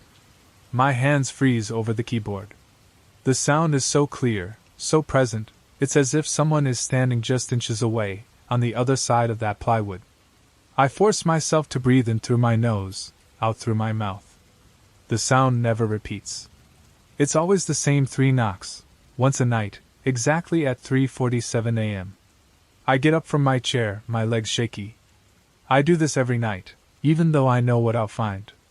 The plywood feels solid under my fingers as I press my ear against it. I hear nothing but the usual sounds of the city at night, the hum of distant cars, the occasional dog barking. The red light of my security camera blinks steadily. Another night of recordings that will show nothing. Another log entry that won't bring any answers. I've spent hours researching similar experiences online. Most stories involve ground floor windows or places that are easy to access. Nothing quite like what I'm dealing with. The few similar accounts I found were clearly fiction, spooky tales written to entertain. This is real. This is happening to me. The plywood is starting to feel like a joke, a feeble attempt to block something that clearly doesn't follow the laws of physics. Sometimes I think I should just remove it and face whatever's out there directly. But then I remember the darkness beyond my window, the 40-foot drop into the void, and I wonder, what exactly am I trying to keep out? And the courage abandons me. My sister Sarah has started visiting more often now. She's worried.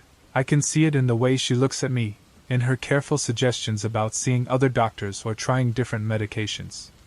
Maybe you should stay with me for a while, she said last weekend. Until you feel better. But I can't. The knocks would just follow me there, and then she'd have to deal with it too. I've started recording everything on my phone, alongside the security camera, using different angles, different devices. I'm hoping to catch something that others may have missed. The knocks are clear in every recording, but there's never anything visible. No distortion in the air, no unexplained shadows. Nothing that reveals the cause. The worst part is the waiting, knowing it's coming but not knowing why, not knowing what it wants. Not knowing if one night will be more than just knocks. Every night, I tell myself I won't stay awake, that I'll try to sleep. But every night, I find myself awake at 3:47 a.m., heart racing, waiting. I've developed a routine. At 3:40, I check all my recording devices. At 3:45, I sit in my reading chair, staring at the window. The plywood has become a kind of screen, a blank canvas for my imagination to project its worst fears. But I force myself to watch it anyway. Maybe one night, I'll see something different. Maybe one night I'll understand. The building manager has started to suspect my constant requests for security inspections and maintenance checks. "Mr. Walker," he said last time, "we've checked every inch of that wall. There's nothing there." He's right, of course. Whatever is causing this, it's not something his maintenance team can fix. I've started looking for other patterns. The weather doesn't affect it. The knocks happen with rain, wind, and clear skies alike. The temperature doesn't matter, and the day of the week makes no difference. Nothing seems to matter except the time, 3:47 every night. My appetite has disappeared. I force myself to eat protein bars and drink coffee to stay awake. My clothes hang looser now. Sarah brought groceries yesterday. She tried to cook me dinner. "You have to take care of yourself," she said. "Whatever this is, you're not going to solve it by starving yourself." She's right, but the food tastes like ash in my mouth. The only time I feel somewhat normal is during the day at work. The bright lights of the office, the constant noise of keyboards and conversations, the mundane problems of debugging code, it all feels so wonderfully ordinary. But as soon as the sun sets, the fear starts to build again. I've thought about setting up a live stream, letting others watch and verify what's going on. But what if nothing happens on their side? What if I'm just streaming my descent into paranoia? And what if something does happen? Something I'm not ready to see? The building's security guard, Ron, has started doing extra patrols around 3:45 a.m. He's a good guy, just trying to help, though he thinks I'm losing my mind. Sometimes I watch him from my window, doing his rounds in the parking lot below, looking up at my window with concern. He never sees anything unusual. Last night, I tried something new. At 3:46 a.m., I pressed my hand against the plywood and waited. When the knocks came, I didn't feel any vibration. The sound was there, clear as ever, but the plywood stayed still under my palm. It was like the sound existed independently, without a physical source. I've started keeping a paper journal in addition to my digital records. There's something about writing by hand that makes it feel more real, more documented. Pages filled with times, dates, weather conditions, what I ate, what I was wearing, any detail that might turn out to be relevant. But nothing has revealed a pattern beyond the obvious. The plywood is becoming stained with my fingerprints. I touch it constantly, searching for weak spots, temperature changes, anything that might provide a clue. The maintenance manager offered to paint it, but I refused. Those marks are my only physical evidence that this is real, that I'm not imagining it all. Last week, my doctor prescribed sleeping pills. I haven't taken them. The idea of being unconscious when the knocks come is somehow worse than the exhaustion of staying awake. What if something changes? What if this time is different? If I lose something important, the nights stretch longer. Between 3:48 a.m. and dawn, that's when everything feels endless. After the knocks, after the adrenaline fades, I sit in my chair, staring at the plywood. My mind spins, asking questions, round and round like hungry birds circling their prey. Why me? Why this window? Why at 3:47 a.m.? Why 3 knocks? Sometimes, in those dark hours, I talk to the silence. I ask the questions, demanding answers as if something, or someone, is out there, listening but choosing not to respond. And always, the silence is absolute. It's as if whatever is beyond the plywood is just waiting, watching, yet remaining quiet. My laptop is full of audio files, hundreds of them now, all the same. Background noise. 3 sharp knocks, then more static. I've run every audio processing program I could find. The knocks always sound the same frequency, same volume, same length. A perfect consistency that no natural phenomenon should possess. Sometimes I dream of those knocks. In the brief moments I actually manage to sleep, I dream of finally opening that window, finally confronting whatever's out there. But then I wake up too soon, my heart racing, sheets soaked in sweat. And when I look back, the plywood hasn't moved. It's still there, solid, dividing 2 realities. The reality I know, the world of facts, technology, logic, and the unknown that lies beyond it. During the day, it all seems ridiculous. Just a piece of plywood from the hardware store, screwed into my wall. But at night, in those minutes before 3:47 a.m., it becomes something more. It's a barrier, a symbol, a question. I've started leaving my bedroom door open at night. The thought of being trapped in here, between the plywood and the closed door, fills me with anxiety. The open door is an illusion of escape. Even though I know I'll never use it, that I'll never escape this, I can't help it. The knocks are coming again. My phone shows 3:42 a.m. My recorders are running. My eyes are fixed on the plywood. Another night of waiting. Of observing. Of asking questions.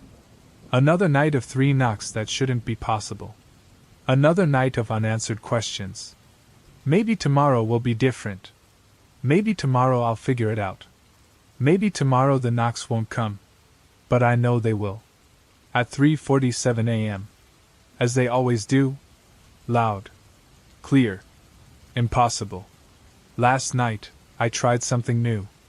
Right when the clock hit 3:46 a.m., I spoke up. "Who are you? What do you want?" My voice trembled, but I held my ground. The plywood didn't budge.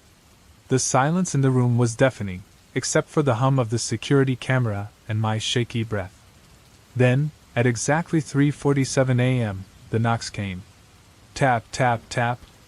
3 precise, rhythmic knocks. My heart pounded in my chest as I stood up from my chair. My legs wobbled beneath me, but I didn't touch the plywood. I didn't press my ear to it. I just stood there, staring at the covered window, trying to gather the courage to say something else. If you're out there, why don't you answer? My voice was louder than I expected, breaking the heavy air around me. There was no reply, but something felt different. The atmosphere in the room had shifted. The air felt thicker, colder. Not freezing, but uncomfortable. Like someone was there with me, watching. I looked at my recorders, but they only captured the same thing they always did, just the knocks. But I felt something. I knew something was listening. Today, I spent the entire day searching for someone who might help. Not a doctor. Not a therapist. But someone who deals with this kind of thing. I found a paranormal investigator named Evelyn in an online forum. Her bio said she had over 20 years of experience with unexplained phenomena. I sent her an email, detailing everything that had been happening, along with audio recordings and photos of the plywood. Her response came in under an hour. What you're describing is consistent with a recurring phenomenon I've investigated before. I can't promise answers, but I can come tomorrow night for an analysis. Do not be alone when this happens. It may be more dangerous than it seems. The warning gave me chills. What did she mean by dangerous? But I had no other options. I told her to come. I also called Sarah, asking her to stay with me. At first, she hesitated. Why don't you come to my place? She asked, concerned. I can't. You need to see it for yourself. I insisted. After a long silence, she agreed. Now it's 3:45 a.m., and Sarah is sitting with me. Her face is a mixture of worry and fear. Evelyn is setting up her equipment, infrared cameras, voice recorders, and something she called an environmental energy meter. The room is a mess of cables and blinking lights. 2 minutes, Evelyn says, not looking up from her monitor. Stay alert. Don't do anything reckless. Sarah squeezes my hand. Whatever it is, we'll face it together. The clock hits 3:47 a.m. Tap, tap, tap. The knocks are louder tonight, echoing through the plywood like something, or someone, is hitting harder from the other side. Sarah gasps, gripping my arm. Evelyn is motionless, her eyes fixed on her screen. There's something, she murmurs. A change in energy levels. Something is trying to manifest. What does that mean? I ask, my voice shaking. Before she can respond, the plywood starts to vibrate. It's not just the sound, it's moving, like someone is pressing against it from the other side. Evelyn grabs a recorder. It all starts with a question. Who are you? Why are you here? What do you want from us? The air in the room grows freezing, and my breath becomes visible, a swirling mist in the cold. Sarah starts crying softly, whispering my name. Suddenly, there's a bone-chilling sound. The wood against veneer bends and bulges, violently pushed from the other side. Evelyn pulls back, but she keeps the recorder held high. Don't move! She shouts. This is critical! A crack appears in the wood, and something dark, almost liquid, begins to seep through. Evelyn lets out a scream, stumbling backward toward the door. Get out of here, now! She grabs Sarah, and I rush toward the exit. The sound of splintering wood fills the air. As we cross the threshold, one final, deafening crash reverberates so forcefully that it seems to shake the entire building. I dare not look back. We run down the hallway, fluorescent lights glowing too brightly, their intensity unnatural in our panic. Sarah sobs, yet clings to me tightly. Evelyn, hurriedly clutching her equipment, slams the door of my apartment behind us. The echo of that last impact still vibrates in my head. What was that? My breath is erratic. What's happening? I ask. Evelyn raises a hand to silence me, her gaze focused intently on the hallway. It's silent, too silent, like the entire building is holding its breath. I don't know, she finally answers, her face pale, her expression filled with uncertainty. I never thought I would see such doubt in someone like her, but whatever it is, it's trying to cross. Cross what? Sarah asks, her voice breaking. The barrier. Evely replies, her eyes locked on the door to my apartment, as though she's watching something lurking on the other side, a presence waiting to slip through. Before I can process her words, a low, guttural sound erupts from inside my apartment. It's not a knock. This time, it's a growl, a sound unlike anything any living creature should make. We need to leave. Now! Evely exclaims, pushing us toward the stairs. This is not something we can face head-on. And if it follows us? I shout as we rush down the stairs, my heart pounding. That's exactly what I'm trying to prevent. Evely responds, her voice stern despite the terror in her eyes. We race down 14 floors, our footsteps echoing in the stairwell. When we finally reach the lobby, Ron, the security guard, looks up at us, his face full of confusion. What's going on? He asks, alarmed by our clear distress. Call the police, orders Evely. Tell them no one is to enter that apartment. Ron picks up the phone, but before he can dial, the lights in the lobby flicker. The air chills, as if someone had opened a door to a blizzard. No, not here too, Sarah whispers, clutching my arm. Evely begins unrolling a cable attached to what looks like a portable device. We need to get out of the building. Now. What about my stuff? I protest, panic creeping in. Everything I have is up there. That doesn't matter anymore, Evely says, her voice calm but forced. This is bigger than your things. Then, a loud thud echoes through the lobby, as if something heavy has fallen to the ground. I look toward the elevator. The doors slowly open, but there's no one inside. The numbers on the panel blink erratically, as if something is messing with the system. Run! Evely yells, grabbing her equipment, her voice frantic. As we made our way toward the main exit, the cold outside was even more intense, but at least there was something oddly comforting about the clarity of the night. The streets were completely deserted, and the lantern lights appeared dimmer than usual. We stopped halfway down the block, gasping and trembling, when Evely dropped her gear to the ground and started reviewing her recordings. What was that? What did you see? I asked, my voice barely a whisper. Something old, she said, her eyes glued to her monitor, her voice quiet but firm. Something that's been waiting a long time to find a crack in our reality. A window. Those knocks, they were just the beginning. And now what? Sarah asked, hugging herself tightly to calm the tremor in her body. Now we have to make sure it doesn't break free completely, Evely replied, her tone heavy with concern. From a distance, the building appeared calm, but I knew the truth, something was inside. Something that had been waiting patiently, and now, it knew where to find me. The night air seemed to wrap around us, but it wasn't the cold that you'd expect from just the weather. There was something heavier, something older in the air, like a presence that made each breath feel like an effort. Evely kept scanning her equipment while Sarah and I tried to make sense of what had just happened. How is it that only my apartment was affected? Why me? I asked, breaking the tense silence that had settled between us. Evely looked at me, her eyes exhausted but determined. These things don't choose randomly. Something in your life, in your routine, in your space, it attracted it. Do you have any unusual objects? Anything you've brought home recently? I shook my head. Nothing special. Just books, old furniture. Evely's eyes widened as she looked up quickly. Wait.